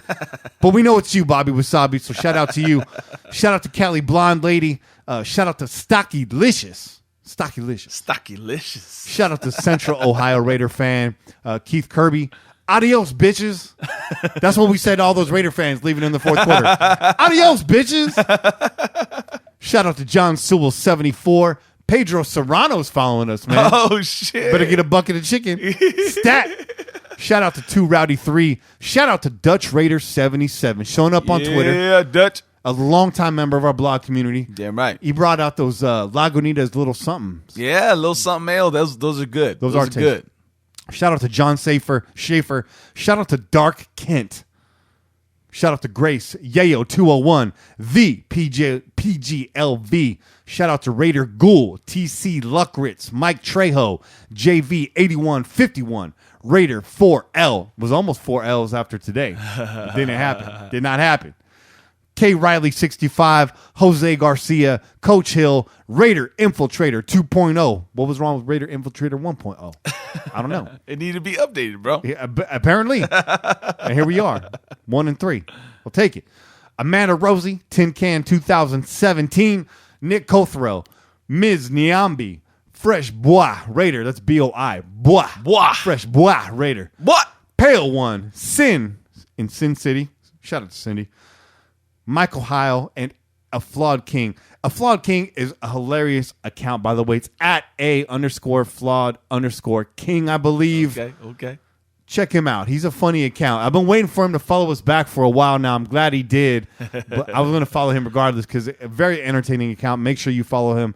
And again, a special shout out here. I got to meet in person today Blitz Chick. That's right. Blitz Chick, very spicy on Twitter.